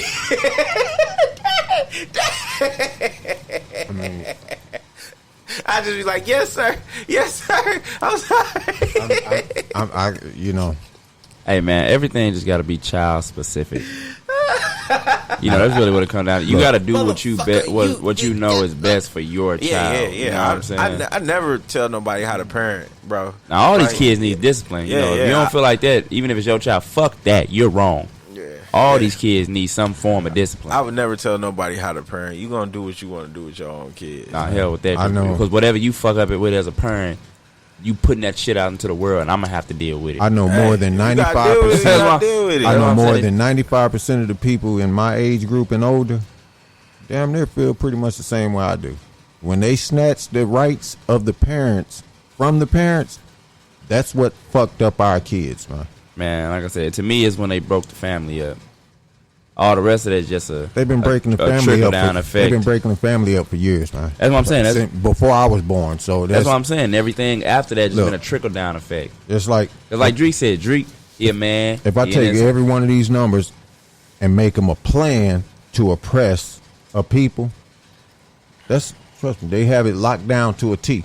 Oh yeah, number one, get rid of the man. They've been doing that for years. Break the family up. Not necessarily get rid of the man. Break the family up. Make the woman more powerful than the man. Well, most men ain't gonna deal with that shit. So you still breaking the family up. It's not by physical or nothing. It's what's accessible. The women can get all the benefits they need, no matter what, and be justified. If a woman lost a job and lost her house, she can go to a woman's shelter. there's more women's shelters in America than there are open shelters for men. That's why it's more homeless men. Every night there's a spot for a woman and a child to go to sleep. Okay? That's what's accessible. Okay? And then when the woman applies for food stamps, government assistance, they're going to get it. They're getting it. But let a man try to do that. Why can't you work? Fill out some resumes. Then people bring up, well, it is some men that do that. Yeah, it's always gonna be some. Nothing is 100%. Oh yeah. It's some that slide through and get it. But those are the ones that's taking all the resources for the multiple ones that need it. You know what I mean? They'll give a brother all this, but then they'll deny a brother with the same situation. 10 other brothers. Yeah, you know what I'm saying? They be like, oh, you're the lucky one. You got it. You know what I mean? So I think like it's a lot more of women empowerment in our government than there is men. The problem is, I'm not against, you know what I'm saying, women empowerment. I'm not against it. I'm against. I'm not against it. No, I'm just saying, you know, a lot of people feel like I am. Women use it and they use it to their advantage. That's what I'm saying. A lot of people feel like I am. I'm not against women empowerment. I'm against women empowerment to the detriment of the man. There's something wrong with it. What? With women empowerment? Oh, yeah. No, if it comes at the detriment of a man, like if you trying to make a woman be powerful by emasculating and tearing down a man, I'm not for that. The only time I see there's nothing wrong with it is when a woman knows her benefits and what she's getting, and she's not downing the man for not being able to get the same stuff, and she's actually helping that man or her man, and most of them so they are not, can get out that situation. Most of them don't even think about it on a realistic level. Like you hear these chicks about I'm independent, I do this and this and this, but then you're not. When you sit down and listen to them, they get all type of help from their mama helping them do 100 million things. Grandmama sometimes helping do 100 million things, or they got an involved sister they got no kids that's helping do things, and that's on top of all the government assistance they get, all the child support they get. No woman does it alone. Period. No, there isn't a such thing as a woman that does it all on her own. No, it's not. It's not. And I'm sorry if anybody feels disrespected by that, but it's the truth. Somebody is helping you. Period. Flat out. My mom was a single mother, but my brother used to stay with my auntie when she used to leave. I used to stay with my cousin Sherry in East St. Louis. Then sometimes we'll switch. I'll stay with Auntie Diane. Bug, you always stayed with Auntie Blondine. That was your second mom. Yeah, so that's why I called her mom. Yeah, so we all, my mom always had help from other people. And that's what I'm saying. Yeah. And people just need to recognize that, and instead of always trying to bring it all to yourself and look like the most selfish motherfuckers in the world, why don't you ever praise the help that you get? It's always, I'm doing it by myself, I'm independent. Why do you feel like that's a badge of honor? You should be like, man, I got a lot of love out here. I got a lot of people in my corner. A lot of people are helping me. You know what I'm saying? But I guess it's just, it's more of a thing to say you're doing it by yourself. I'm a man. I had to get abducted, man. Because this knowledge is just hit me, man. I don't know how to put it into words, bro. I'm dead fucking serious, man. Put it out there. No, look. When you tell a woman, or when you present to a woman all these type of benefits, okay, and put her in a position to where she really don't need this man, who's probably good for her, but she really don't need him financially, she starts to look at somebody that's above his means. You see where I'm going with this? Mm-hmm. Which hence makes them look like the gold digger, which most of them do chase the dollar when it comes to men. Okay, now who has the dollar? White man. Then we just see a flux of all these sisters start going to white men over the past 10 years. Ain't no damn flux. It's been like that. You can go all the way back to the days. Not as bad as the past 10 years. It ain't as publicized because of social media. But them chicks, man, all them chicks used to be marrying white dudes and have white boyfriends. It's always been a thing. They talk all that trash about the black man going to go get a woman of the other race. But you look at any prominent woman, you know what I'm saying? I'm talking about where they got their prominence by themselves. And they all run and go to some other race of man. Bro, it wasn't until listen. Until my 30s, when you start to hit your teens, okay, is when the flux hit. When you start to see more and more black women dating white men. Okay, prior to then, it was little spots here and there. Okay, you go down south where the I'm gonna say Tennessee, Kentucky, some parts of Texas, you would see a lot of mixed races. Mm-hmm. Arkansas, a lot of mixed races. Major cities, wasn't as much because it wasn't popular. It wasn't accepted. Mm-hmm. Okay? Once them 90s start hitting, start seeing more of that shit. And now, in the 2000s, you can do whatever you want to do. It don't matter what it is. Right now, you can do whatever you want to do. Black women are dating black men and marrying white men. I'm going to say that again. Today, black women are dating black men and marrying white men. See, now you finna have people jumping on saying, well, that's because black men don't want to commit. Hey, you say whatever the reason is, I'm going to tell you why. Y'all stop chasing the dollar. They might put a ring on your finger. Okay, show a little loyalty. They might put a ring on your finger.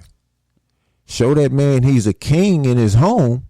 He might put a ring on your finger. Well, they got to stop for that. They got to stop looking at king as being the dollar. You know what I'm saying? Well, they think, to me, like, what the government best thing was to trick all the women into thinking that they man is just there for financial means and that's it. So when they say we have all these programs that we can take the place of those financial means, and then you get all the freedom, you get to run everything, you get to be in control. Now look how the narrative switched. Okay, we're going to take it back to the 50s and 60s. Probably a little bit sooner than that. Where the woman wasn't able to bring home the bread like that. Mm-hmm. The man was the breadwinner. Mm-hmm. The man was the financial responsibility of that home. Mm-hmm. When women start to get their rights, or their women's lib era, all right, when they start to be able to make a little bit more money, the government start shooting them a little bit extra assistance. Oh, you don't need that, man. Yeah, but they totally, like I said, didn't look at all the other things that men provide, from a disciplinary aspect, a pragmatic thinking aspect, understanding how to balance out the emotional side and the, like I said, the more pragmatic side. Because, emotion got to play somewhat of a part, but you can't, you can't let emotions drive you. And that's a lot of things with these young boys nowadays. They driven totally by their emotions. They don't think at all. Oh, man, let's not get into the emotion thing. Look, they don't think at all, bro. You cannot make a valid decision just reacting on something. Sometimes you gotta have emotion. No, that's what I'm saying. You can't make a valid decision just reacting. Reacting, that's an emotion. That's however I feel at that second. You can't. I'm making my decision. I understand off what that. you're trying that's to what say. I'm saying. You cannot. You can't base your overall reaction. Your first emotion. I said that your emotion is going to play a part. But your first emotion. Yeah, your emotion is going to play a part. But you can't just lead off any emotion that you feel and say, "Oh, I'm gonna do this because I feel like it." Take a second and think about it. And use your other emotions to calmly. Take a second and think about it. You broaden the whole thing when you say emotions mess up people's mindset. When it's emotion that makes you think about what you're doing. The emotions I'm talking about, like I said, is that, like when we be talking about like hot takes, like that first thing that pop into your head, because whatever happens to you is going to trigger some type of emotion. Tiffany said white men choose us too. Go to Walmart on the Rock Road. They're all on us. Yeah, we can't focus on them. Fuck them. We got to focus on our people. Look, okay, I'm going to hit on that too. No, real shit, because it's a valid point, man. Right now, today. More than ever, people want to know if there's Come on, bro. anything they can do to help. Man, I'm trying, man. You got to understand. Right now, today, there are more. It came full circle. Right back on you. There are more openly white men trying to date black women. Okay? Mm-hmm. Not because they want to, but because they can. Let that sink in for a second. Let that breathe, y'all. Let that marinate. That's what he's saying. Let that marinate for a second. Not because they want to, but because they can. Now, why can they? When you have a system that demonizes and criminalizes the black man, make him look inferior to any other man, which is ridiculous, then what is the woman gonna do? What is she naturally gonna do? She's gonna go to where she can feel secure. Yeah, they going to where the power at. Period. Yeah. So they're going look. Most of these black women, they didn't live their life talking about, oh, when I grew up, I'm gonna marry me a white man. That shit don't go down like that. Bro, they gonna always go to whoever's in power. You know what I'm saying? What they used to consider, but all the way back in the day, you know what I'm saying? You was in the arm for what was a woman considered? Like if you won the war, what was they considered with? Huh? What were they considered? You know, when you went, and it's before you, but I'm just saying when kings they used to go and start wars and take over, what were they considered? A spoil of what? Property. A spoil of war. Yeah, a spoil of war. I want the land, the women. Yeah. We take the kingdom. I'm the king. I get first pick. Exactly. I want the land. I want the women. that's what it is. They always gonna go with the man that's in power.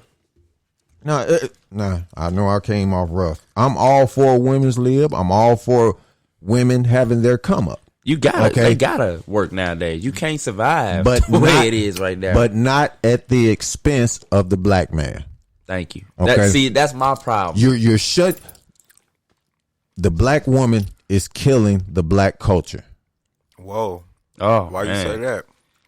They finna put you on. That's a deep thought. They finna put you on Breakfast Club tomorrow morning. When you local podcaster says when you consciously black woman is killing black culture. When you consciously make a decision to be with the white man, you're eliminating the black culture and emasculate your man.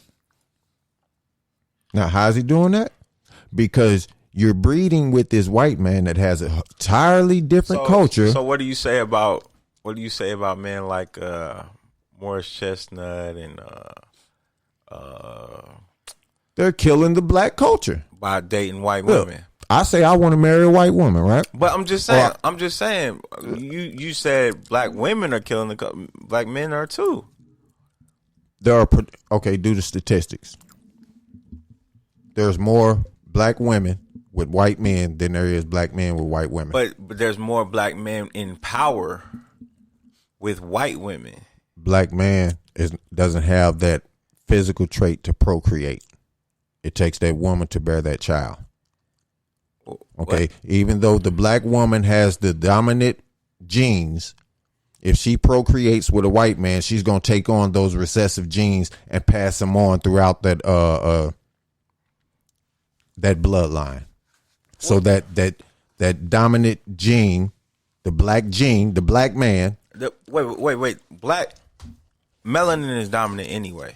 You can't have a black and white. I'm not talking melanin. Okay, all the recessive genes for blue, gray eyes, all that shit. The real fine hair, those are all recessive genes. It's a totally different seed line. Like we done talked about before. The woman, bro, that's the pot of soil. Whatever seed you plant in there, that's the type of fruit that's gonna bear from that soil. Depending on recessive genes and dominant genes, is every man that has a baby with a woman, the baby don't come out looking like the man every time.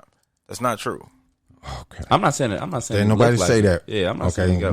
I'm talking genealogy. I'm talking genealogy. That is gene. Looks are gene. That kid, we're not talking is part of that man's seed line. I'm talking genes, bro. Stay with me. Okay. Recessive and dominant genes.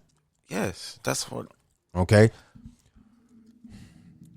You're not talking physical traits. You're talking. I'm not talking like I look like my daddy. Yeah. Okay. I'm not talking about that. So get off. So what makes you black without looking? What makes you with your eyes closed? What makes you black? Your genes. Oh yeah, your DNA. You look at the genes. You look at the genes. You can tell black genes from other genes. But as soon as you breed with a black person, man or woman, you're genetically black. The DNA sequence changes. You're going with the one drop theory. That's a true theory. Once you have sex with a black person, you have black in you, no matter if you're a woman or a man. It doesn't matter. It doesn't. That's why they say you can have black in you, but if you procreate with a white person, you take on recessive genes, even if they're not presented. Okay, it takes 2 recessive genes for blue eyes. You understand that? Yeah, for brown eyes are dominant. Okay, yeah. It takes 2 recessive genes. Now, in order for a black woman to have a child with hazel eyes, blue eyes, she has to be carrying that recessive gene. In order for her to have that recessive gene, she had to have been bred or came from a union of some form of Caucasian person. Not necessarily true. There's kids in Africa with blue eyes. There's kids in Africa that ain't touched a white person and come out with... No. It's kids in African tribes that literally have blue eyes. They have the recessive gene. They got it somewhere through... Okay. Dude, I'm not going to argue because I'm not arguing with you, first of all. No, I'm saying I'm not going to argue the case, What my belief, first of all, we all come from black Africa, okay? So when you get into white and black, they are a form of us anyway, okay? So that doesn't, my point is, when you said black women are destroying black culture. Now, the only way I can assume to agree with that is when a black woman claims she independent and don't need a man. That's the only way. I don't see it as they killing our culture by breeding with white people. Because to me, more successful black men that can actually make a change that only date white women. Now, it's more... If every black person was to date a white person, every black person, you date a white woman, every white woman dates a white man, okay? And they all procreate. What's going to happen to the black race? Well, we're going to get stronger because we're going to get stronger because they're going to be black kids. Like they're going to be like Colin Kaepernick and Patrick Mahomes popping out. They're going to be black. Okay. Gonna be a bunch of motherfuckers looking like me. A bunch of light skinned motherfuckers. A bunch of zebras. But you're not gonna have a true dominant black person. He's gonna disappear. But man, if I procreate with anything, it's gonna look like me. It's just like me. Wait. So are you saying that only happens when a white man and a black woman get together? No, that ain't what I said, Rocky. But my point is the statement you made. The black women are destroying. I'm good, Rocky, because you pulling your hair out trying to figure it out, man. I can't help you to figure it out, bro. I don't think he's saying it's solely just black women that's destroying it, but I think he's saying that because the percentages are higher. If both of them are destroying it, but the percentages are ridiculously high over here, then you got to go with the consensus. But what percentage is higher? Where is this statistical fact? Where is this? Black women date more white men. Well, one I don't is believe more, that's true. One is a fact because women outnumber men 5-1. So we or is it 7-1 it's now? Literally, black men literally. I've seen more relationships with black men and white women than I've seen with black women with white men. I don't know where this statistic comes from that you're saying. Well, I've been all around the world. Everywhere I go, especially when you go on a more there rural is more. But what I've that's what I'm saying. I see more black men, especially ones that join the military. They get a Filipino or a Chinese woman. Well, that's not white. But it don't matter. I'm saying you just saying other race women? Other race. Oh well, he didn't say other race. He said white. And we can get in white. Like I mean, if we can get them statistics up, I think it would prove me. Well, it's just like pull them up, bro. No, I'm saying it's just like it's not that serious to me. I'm going off what I've seen throughout my lifetime. It's just like with the shooting thing, bro. Drake. Nothing serious. That's the point of the radio station. It's just like with the shooting thing. You know when they say when white people say that it's more white people that die by the hands of police than it is black, and that is absolutely true, but that's because it's more of them. Just like with women, just like with women and men, it's more. They outnumber us. I think it's 5-1. So even if 50% of us and 50% of them do it, yeah, the percentage might be the same, but the raw number is actually higher over there because it's more of them. Stop saying that when you don't know the statistical facts. You're just trying to help your story by saying it's more of something than it's more of the other. Okay. Prove me wrong with numbers, okay? That's what solidifies me, okay? Because I gotta see the numbers on to where that, because I hear more fantasies of men wanting white women than women wanting white men. Like, because black women always want some black penis. Like, why would they downgrade? And then white women be like, I want to try black penis. He did say married and not, fetish. Let's see. What percentage? And we're going to go to a song. We're going to come back with statistic and the question of the day. All right, here goes Smooth Beats, White Shoes.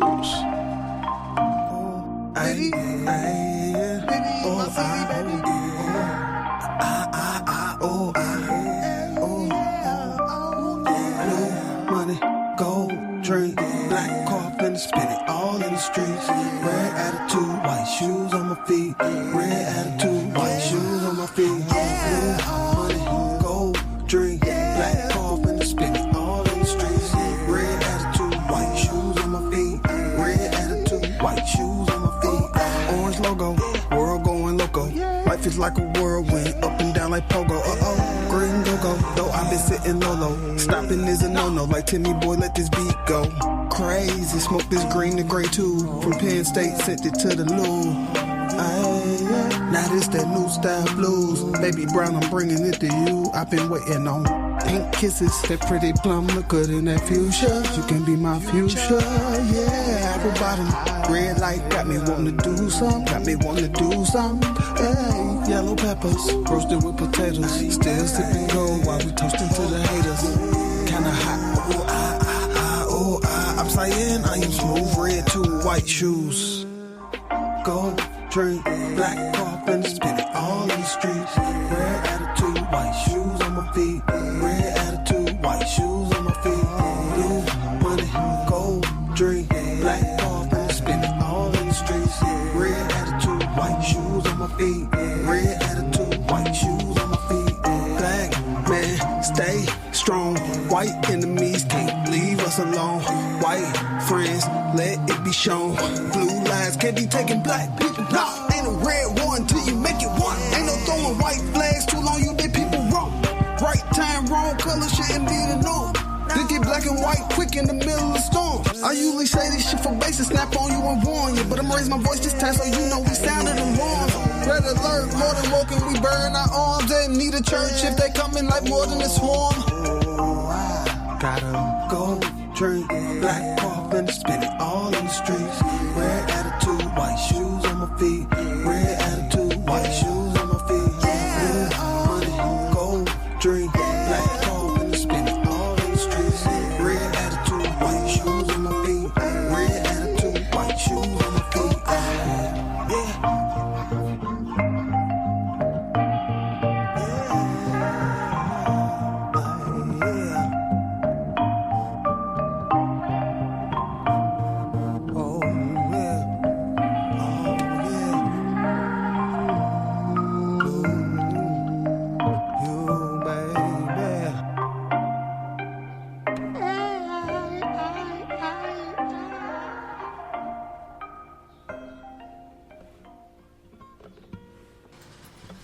Yo, all right, we back. We are back. We couldn't find nothing, y'all. I found some stuff on it. Black men are twice as likely as black women to... Oh, here we go. Read this.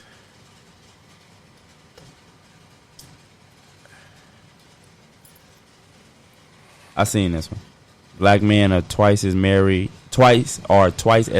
as black women to intermarry. Yes. That holds weight in what we're talking about, right? Yeah, it definitely holds some weight.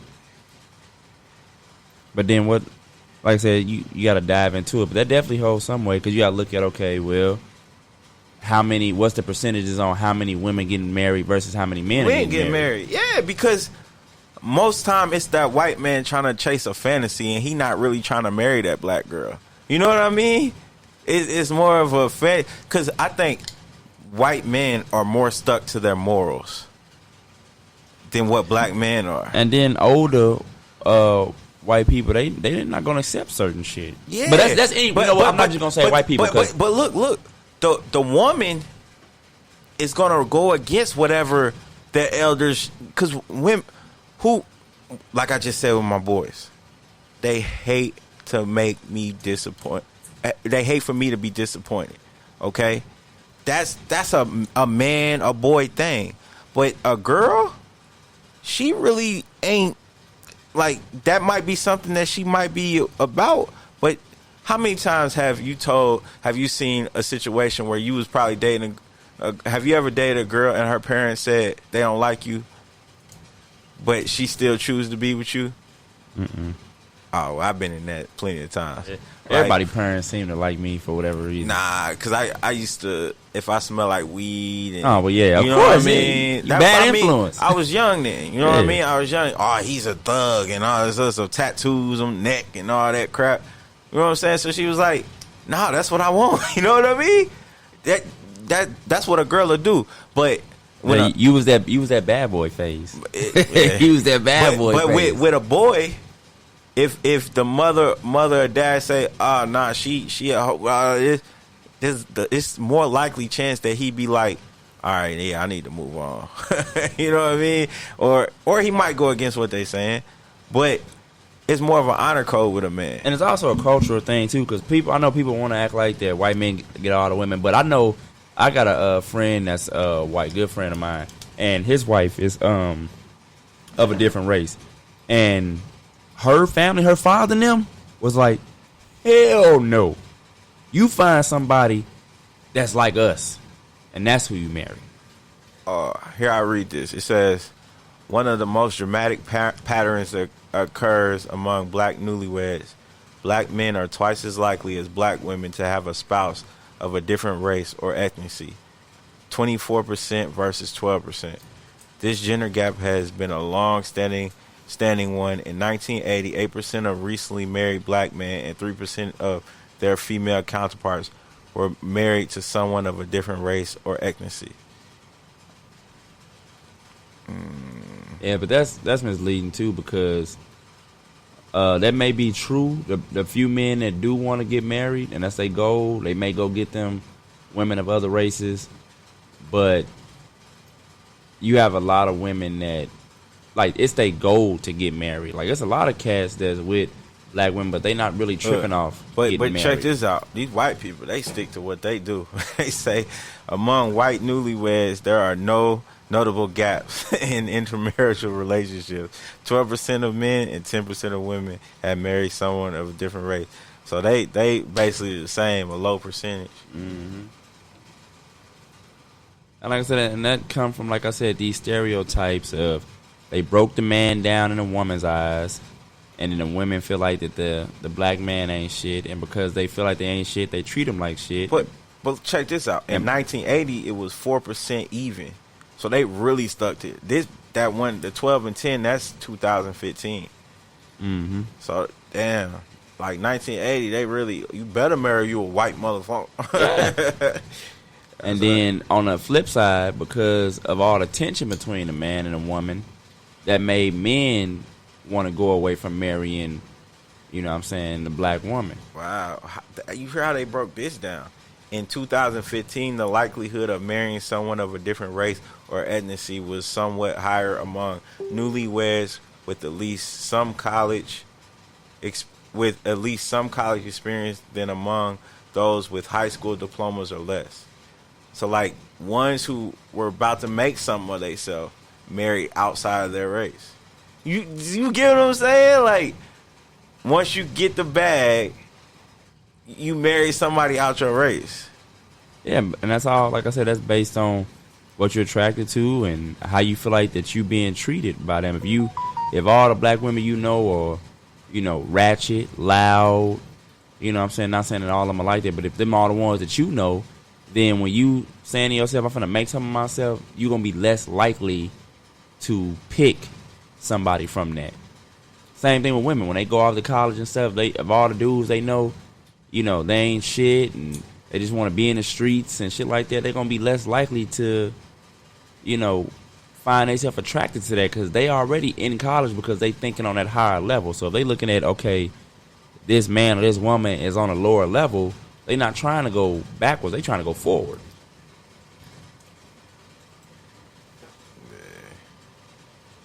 All right. Let's go to the question of the day. Question of the day was...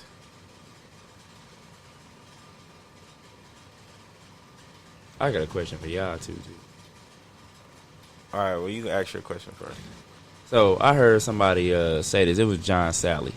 And he made this comment. I'm like, I know I eat all the meat, but Drake, I know you don't eat, what is it, red meat? Or how is it? You only eat birds or birds and fish? Which one is it?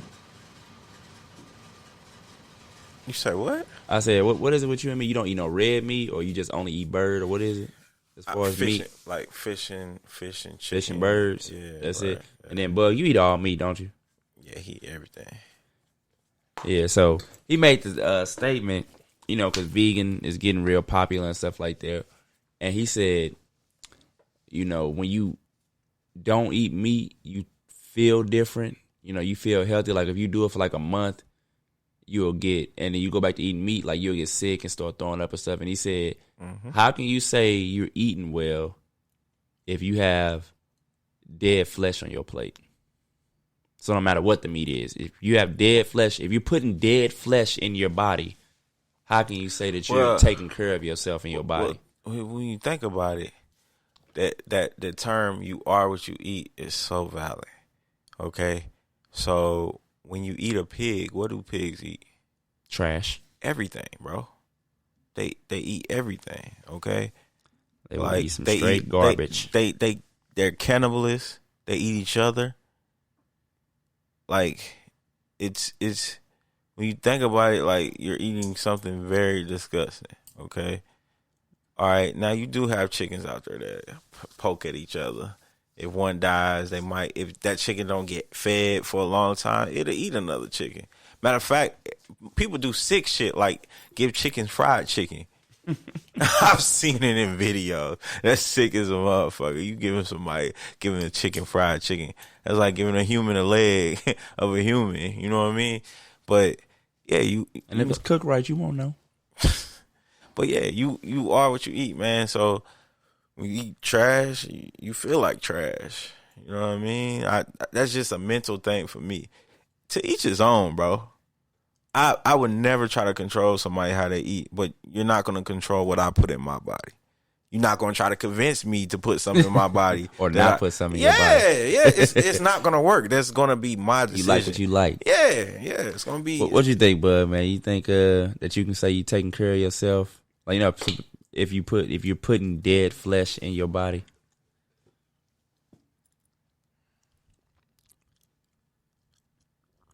Humans don't eat meat.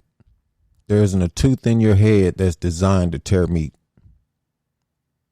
When you're born from a baby, when you introduce meat into their diet, their shit changes. So whether you're talking about eating healthy, if you eat meat, you're not eating healthy. That's what he was saying. All right, humans are vegetarians by nature.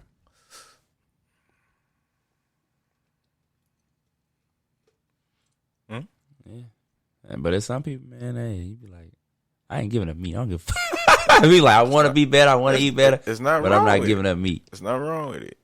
It just depends on you. Like I said, some people religiously they're not going to eat meat or not eat certain bears. Bears realize I can't catch food all the time. Let me get some berries. They realize that. Like that's how intelligent that animal is. Like they're like, fuck, I can't catch that shit. And they got all these crazy stuff too. Like he was like, have you heard of Beyond Meat? I know you probably heard of it on the stock market. It's popping. Beyond getting meat. Yeah, it's popping and getting. It's better. meat delivery. It's like a different type of meat. Like they got meat, all type of different meat that's not meat. Oh, I get you know what I'm saying. But it's supposed to be like hella good, and you don't know the difference. That's how like the Impossible Burger is. Yeah, like bruh. you don't know the difference at all. It's supposed to be better than that stuff. Like this stuff is supposed to be like, bruh, you can't get no better than that Impossible Then they Burger. also said that. Then they also said that they actually got an egg that tastes just like an egg, bruh, but it's not an egg. Did you know? Same thing with bacon. My sister does it all the time. Okay, my sister's a chef. What? She's a chef. She's a vegetarian. She's been one for a long time. She can literally take tofu and make it taste like anything. Anything. You know what tofu is? It's soybean. It's a bean that's mushed together and you mold it into whatever you want. For Thanksgiving, she used to make tofu turkey. Was it good?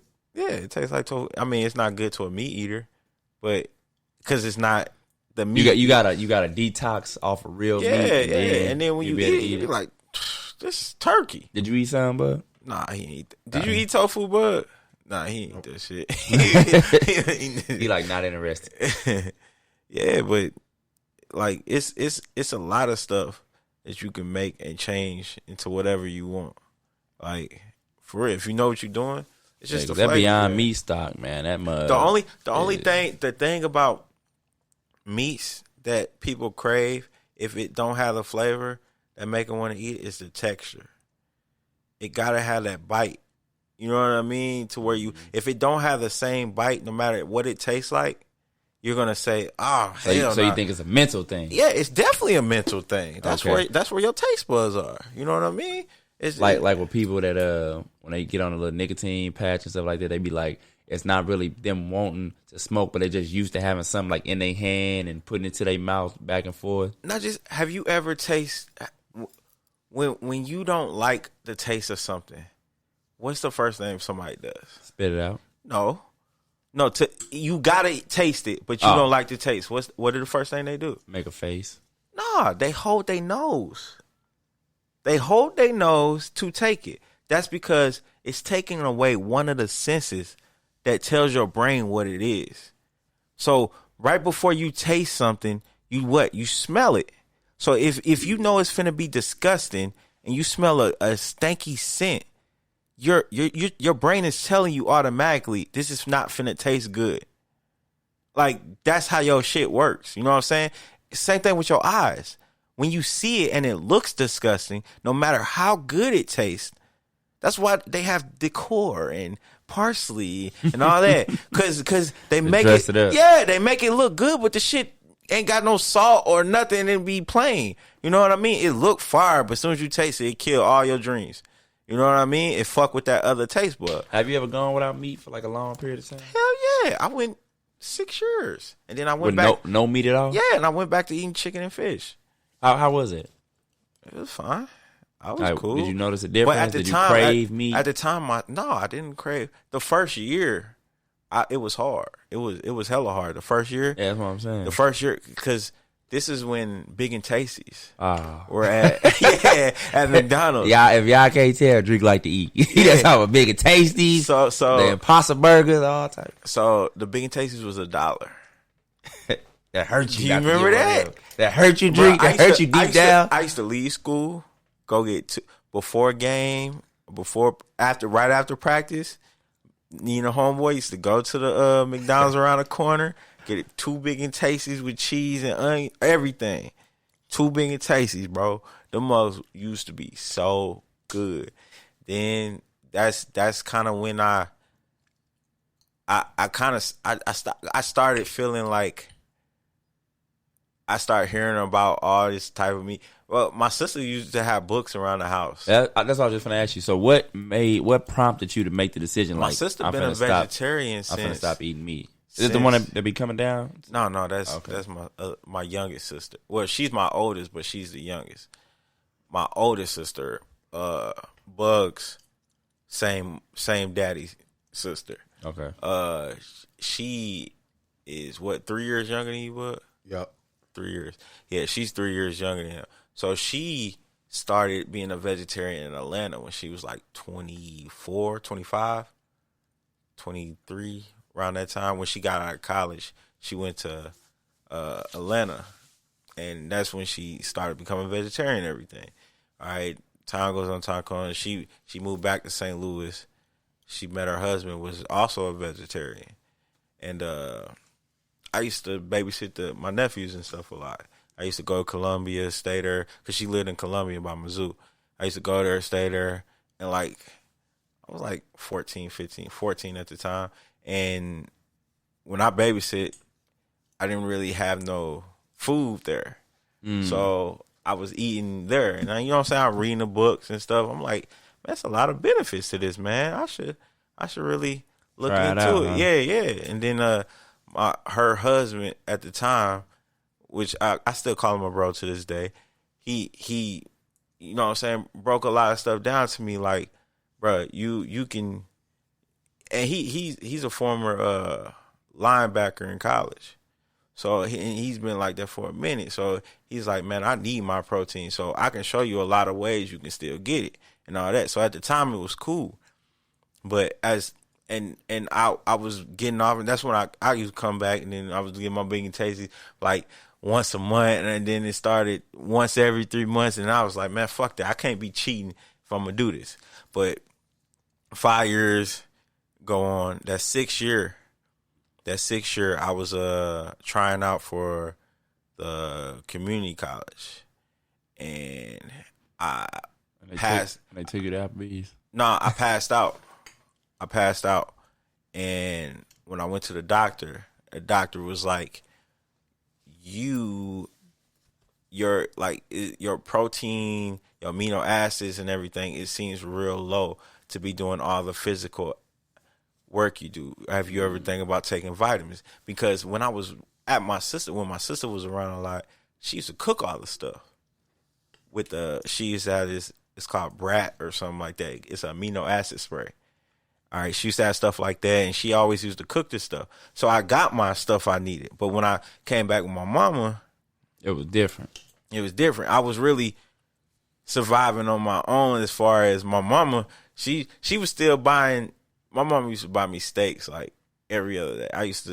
I cook a mean steak, bro, because I've been cooking steaks since I was 7, frying that bitch. Mama sleep, I come out, pull the pack, but bruh, I'm serious. I was always making me some steak, and I'll make her one too. She can get up, she got her steak, you know what I mean? So that's how we used to rock. And as soon as she come home from work, Rocky, you made me one too. Yo, I got you, Mom. All right, because I knew she wasn't gonna buy me no more. All right, but at that point, I was like, damn, I ain't got this food like that. And the doctor said I'm low on this, on that. And he was like, well, I don't know what religion you do. I was like, well, I ain't no specific religion. I just want to eat right. You know what I mean? He was like, well, red meat and pork, yeah, they're not good for you. Pork has a lot of this, and, you know, red meat sits in your body for a long time. It takes a long time to digest and all this other stuff.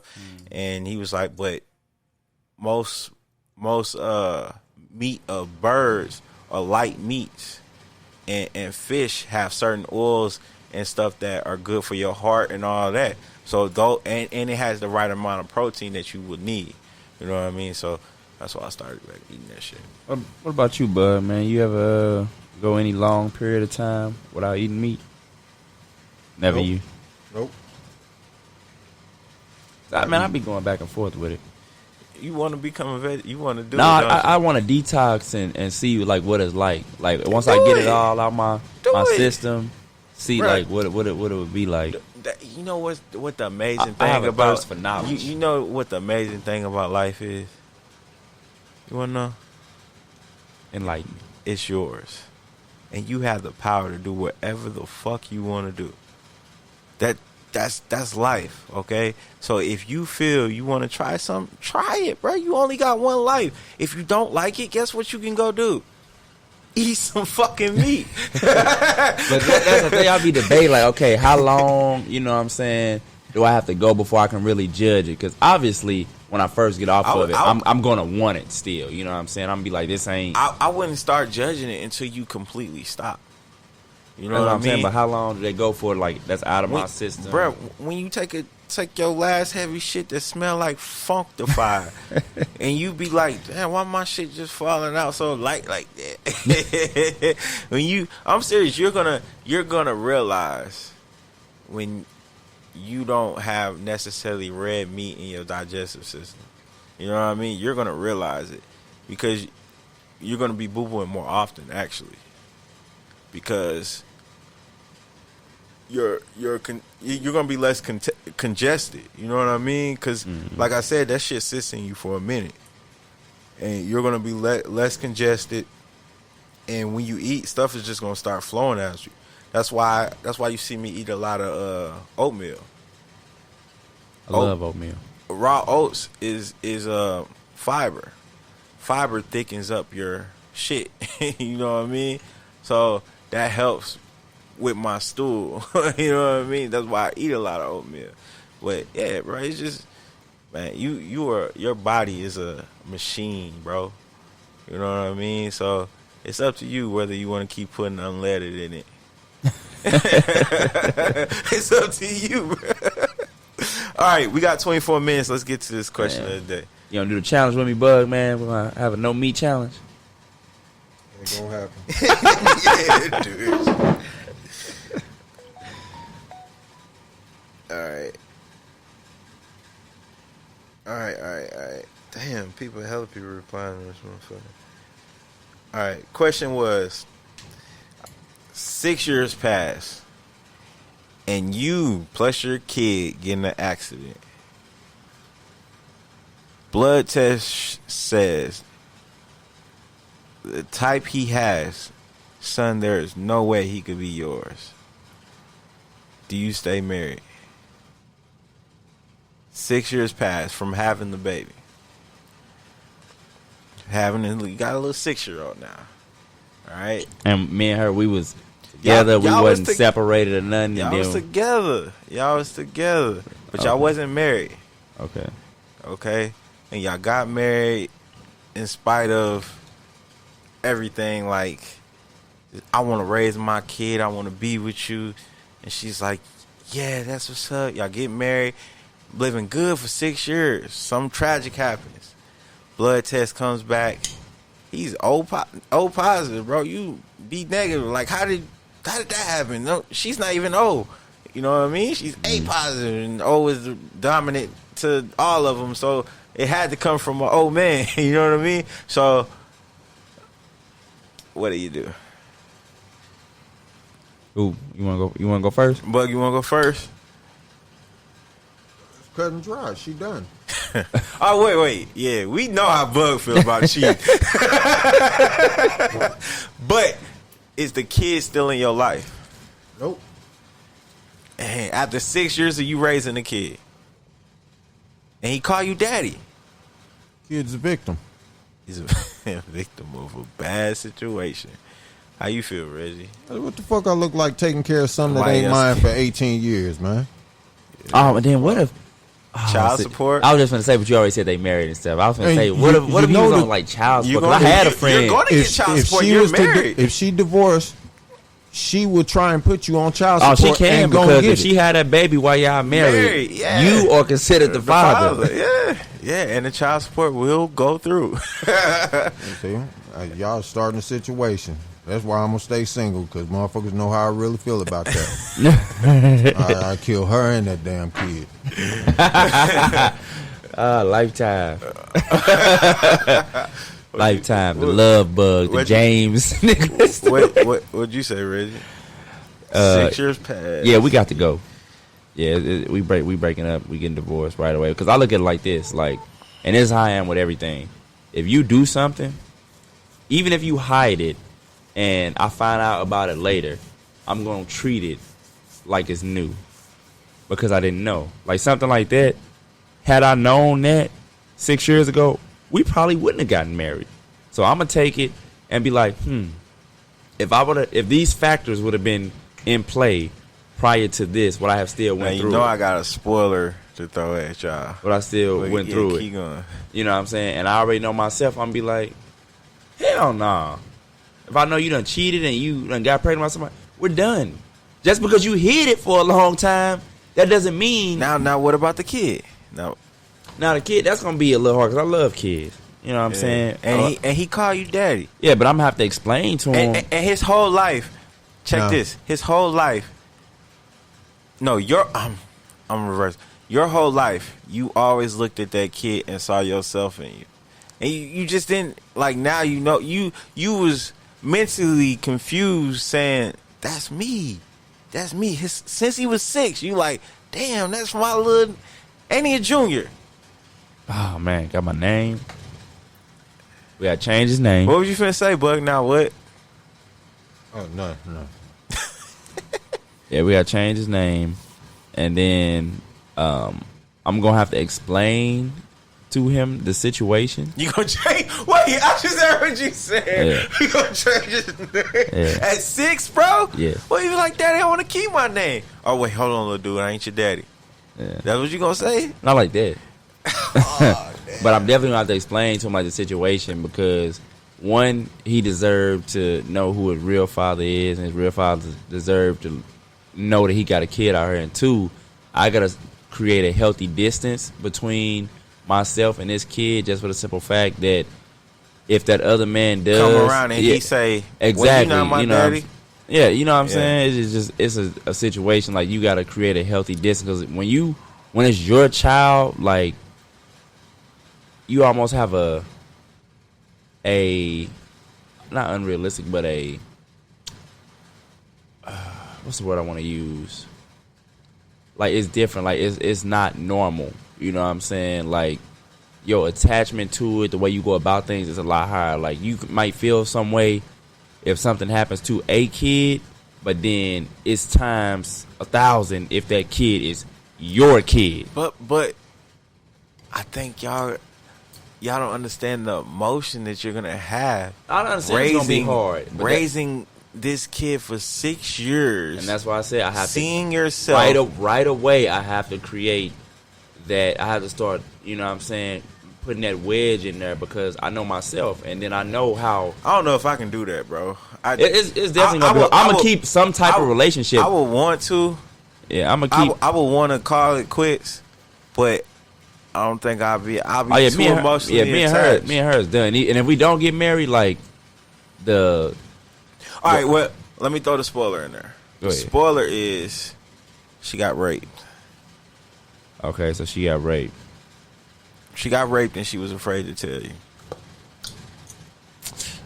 Still a rap. Still a rap. If you lie, I can't trust you.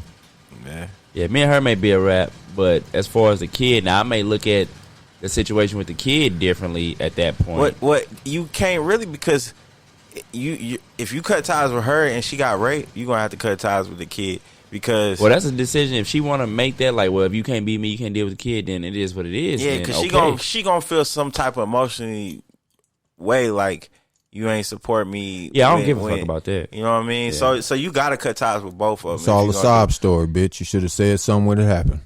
Yeah, you definitely should have said something. You can't keep, like, I hate when people try to keep shit like that and then make excuses. Oh, I was afraid, or I didn't know how I wanted to say. You don't let 6 years go by letting somebody think. And then in that scenario, why did you keep the baby? Like, you know what I mean? You know what an excuse is? An excuse. That's it. Yeah. Everybody got one. Let's see who can come up with the best one. Yeah, it's definitely gonna be a problem. Like, I know that there's a lot of people is gonna be like, well, that's messed up. She couldn't help that, and people are afraid, and things like that do happen. No, shit like that don't happen. You know what? As a married man, it does. If we go out, it happens, but it's not okay. As a married man, if you go out, you cheat on your wife, you get caught, right? Mm-hmm. She may take you back. That's a good thing, right? Mm-hmm. But you're a married man. You go out, you cheat on your wife, and you get another woman pregnant. You think you coming back home? Depends on the woman, but most likely no. Oh yeah, most likely no. Y'all ain't seen that one movie with Denzel Washington? His son, he was a baseball player, and now he turned into a working class man. And he was cheating on his wife, and then before he died, he came home and said, I got so-and-so pregnant. Can you help me take care of her? Because her mother just died. What's that movie called? Y'all should watch it. It's a good movie. It's about like fatherhood, and he said a famous line in it about basically the boy asked why can't I have some money? And he was like, because I work and some shit. He was in the backyard. Y'all remember that movie? You talking about Fences? Fences. Yeah. Yeah. That's a good movie, man. Yeah, it is. That's a real good movie. Because it dealt with exactly kind of what we talking about. Like, he cheated on her, and then he ended up getting the girl pregnant, and the girl died in giving birth. Yep. So now he walked in the house with a brand new baby with his wife, like, this my baby. Can you help take care of her? And she took care of it, though. Yep, all the way up until he died. Yeah. I mean, they was nothing to each other, but yeah, they took care of the baby. Yeah. All right. Well, the son, they was brothers and sisters, though, because of their daddy. Well, the one son, he was gone. He went to the army. But when he came back, she was older. Yeah, he came back years. And he kind of accepted the role, like, I am her big brother and shit. But, okay, let's read these comments before we run out of time. We got 13 minutes. Nicole said, well, damn, something else, I don't know. Well, like, this is really a man question, so women, I don't know how you would. Well, I guess if a man brought home a kid, well, no, because you would know you didn't give birth to the baby. Right. Yeah, so I guess they're trying to answer as a man, I guess. Type Flight Fox said, I would still take care of the child, but I'm out. Andrea said this has to be for men only. I said, yeah. Marvin said, fuck no, I'm out. My cousin Charles said, only a fool would, cuz. My cousin Valentino said, I asked her how, when, and where, and then tell her I can't look at her the same way. Why you want to know all them answers then? Cause see if she lying. Cause sometimes, man, well, she been lying for 6 years. You already know she. Well, was she lying. might not have lied. She might. I mean, she might not have. She been. It's technically a lie, but she probably just didn't say nothing. Like, I thought it was yours. We was having sex at the same time. I got raped in the process of us being together. I thought it was yours. You know that's what she gonna say. If you have a slim chance of the child not being, I'm just saying, you know that's what she gonna say. A long time ago, I messed with a woman that was engaged. Right. Mm-hmm. Never mind. Skip that story. Next question. Next question. Moving on. It was a valid point to be made, but fuck that story.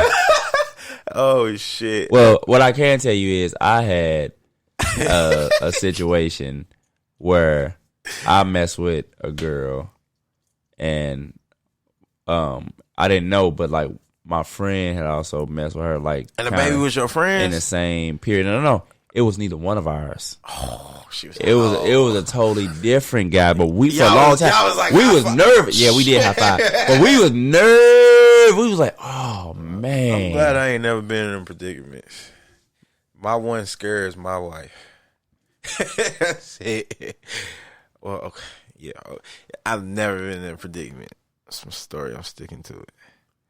Yeah, stuff can get crazy, but like I said, the hardest thing about that story is, like I said, how you gonna react with the child. As far as her ass go, she got to go. I don't care if you was raped. I don't care if Bill Cosby got you. Or Kelly got a hold to you. All right. Harvey Weinstein. Megan said, first of all, only way to know if a kid is yours or not is through a DNA test, not a blood type. And a screen DNA test. Oh my God. Why, Megan? That's for the sake of the story, man.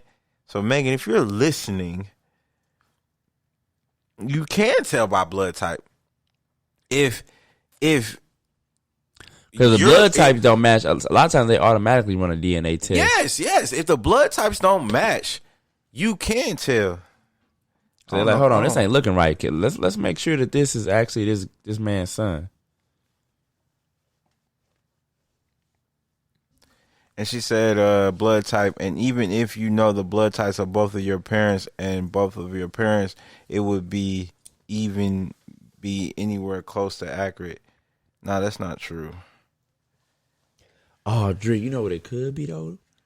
Another caveat in that question when you was like, how could it not be the one? What if the babies got switched around at the hospital? And y'all been taking care of a kid for 6 years. That ain't yours. Like, but what if they have? They be like, the baby not yours, but then so you leave her, say fuck the kid, but they come to find out that the baby ain't hers either. Well, I guess you still have to leave her because even if she come back, you'd be like, oh, I got raped. like she confessed to some shit and that didn't even matter. Like that didn't even play a part. What would you do in that situation? Like my kids would switch? Yeah, like if the kid was switched, so then you do the blood test and then y'all took care of the kid for 6 years. You do the blood test, they say, baby's not yours. She revealed like, oh, I got raped. I didn't want to tell you, yada, yada. But then come to find out when they tested her, it's not hers either. It's not hers either.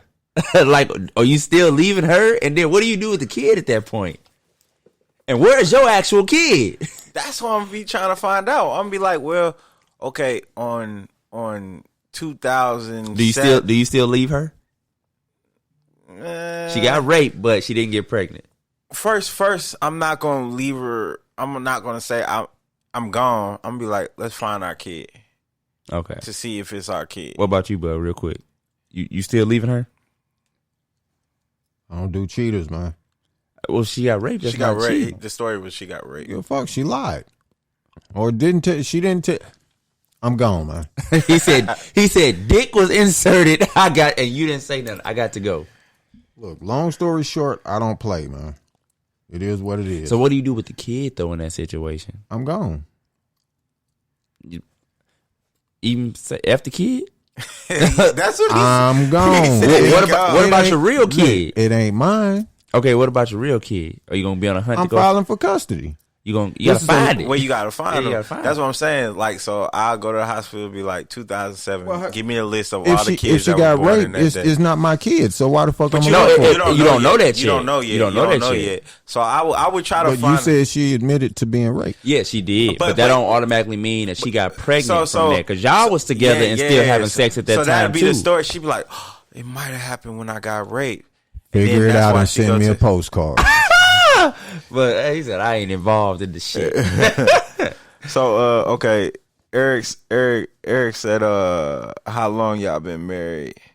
I put they would be 6 years because 6 years of kid, and he said I'll support the child, but marriage wise I'm done.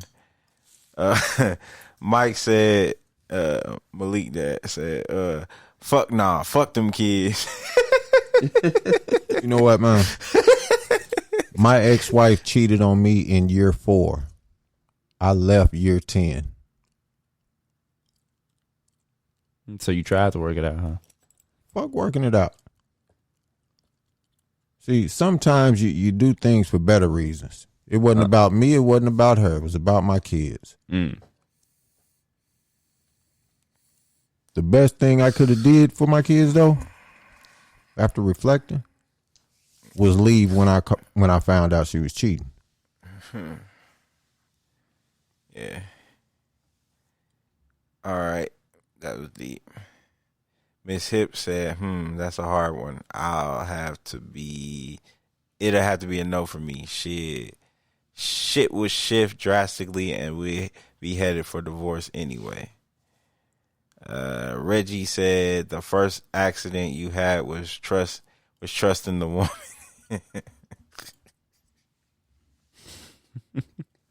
Hey, I don't even know what the rest of that statement is, but check this out.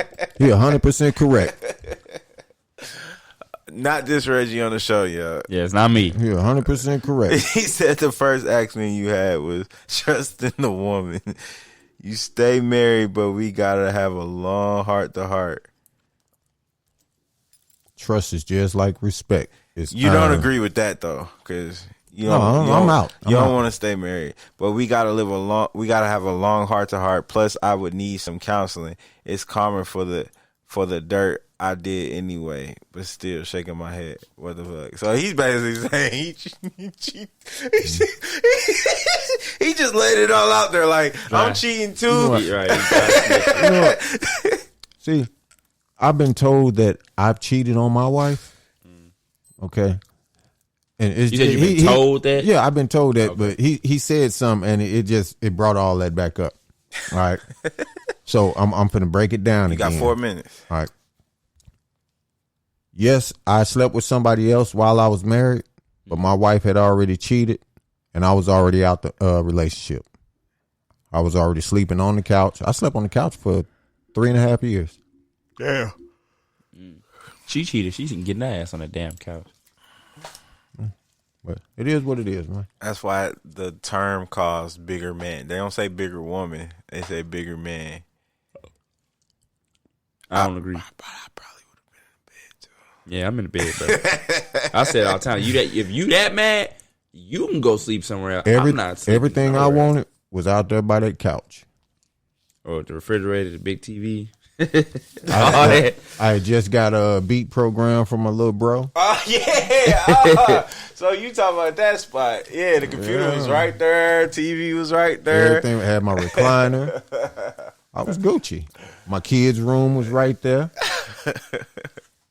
Did the recliner, was it one of them with like the warming seat and stuff? No, the old school. Oh, okay, where it just lived back. What does it matter what the recliner? I'm just saying, if it might have got that heated seat shit. Yeah. Okay, you know what? I might have to change my stance. All right, man. We're going to sign out. We want to thank y'all for tuning in. Once again, it's a fantastic show. I hope y'all enjoyed it. Please share, like, subscribe, anywhere. I'm Drake Lockhead. It's Reggie. Big bro. And you've been listening to The Spillover. Thank you for tuning in, y'all. We are out. Ooh, you make a mess.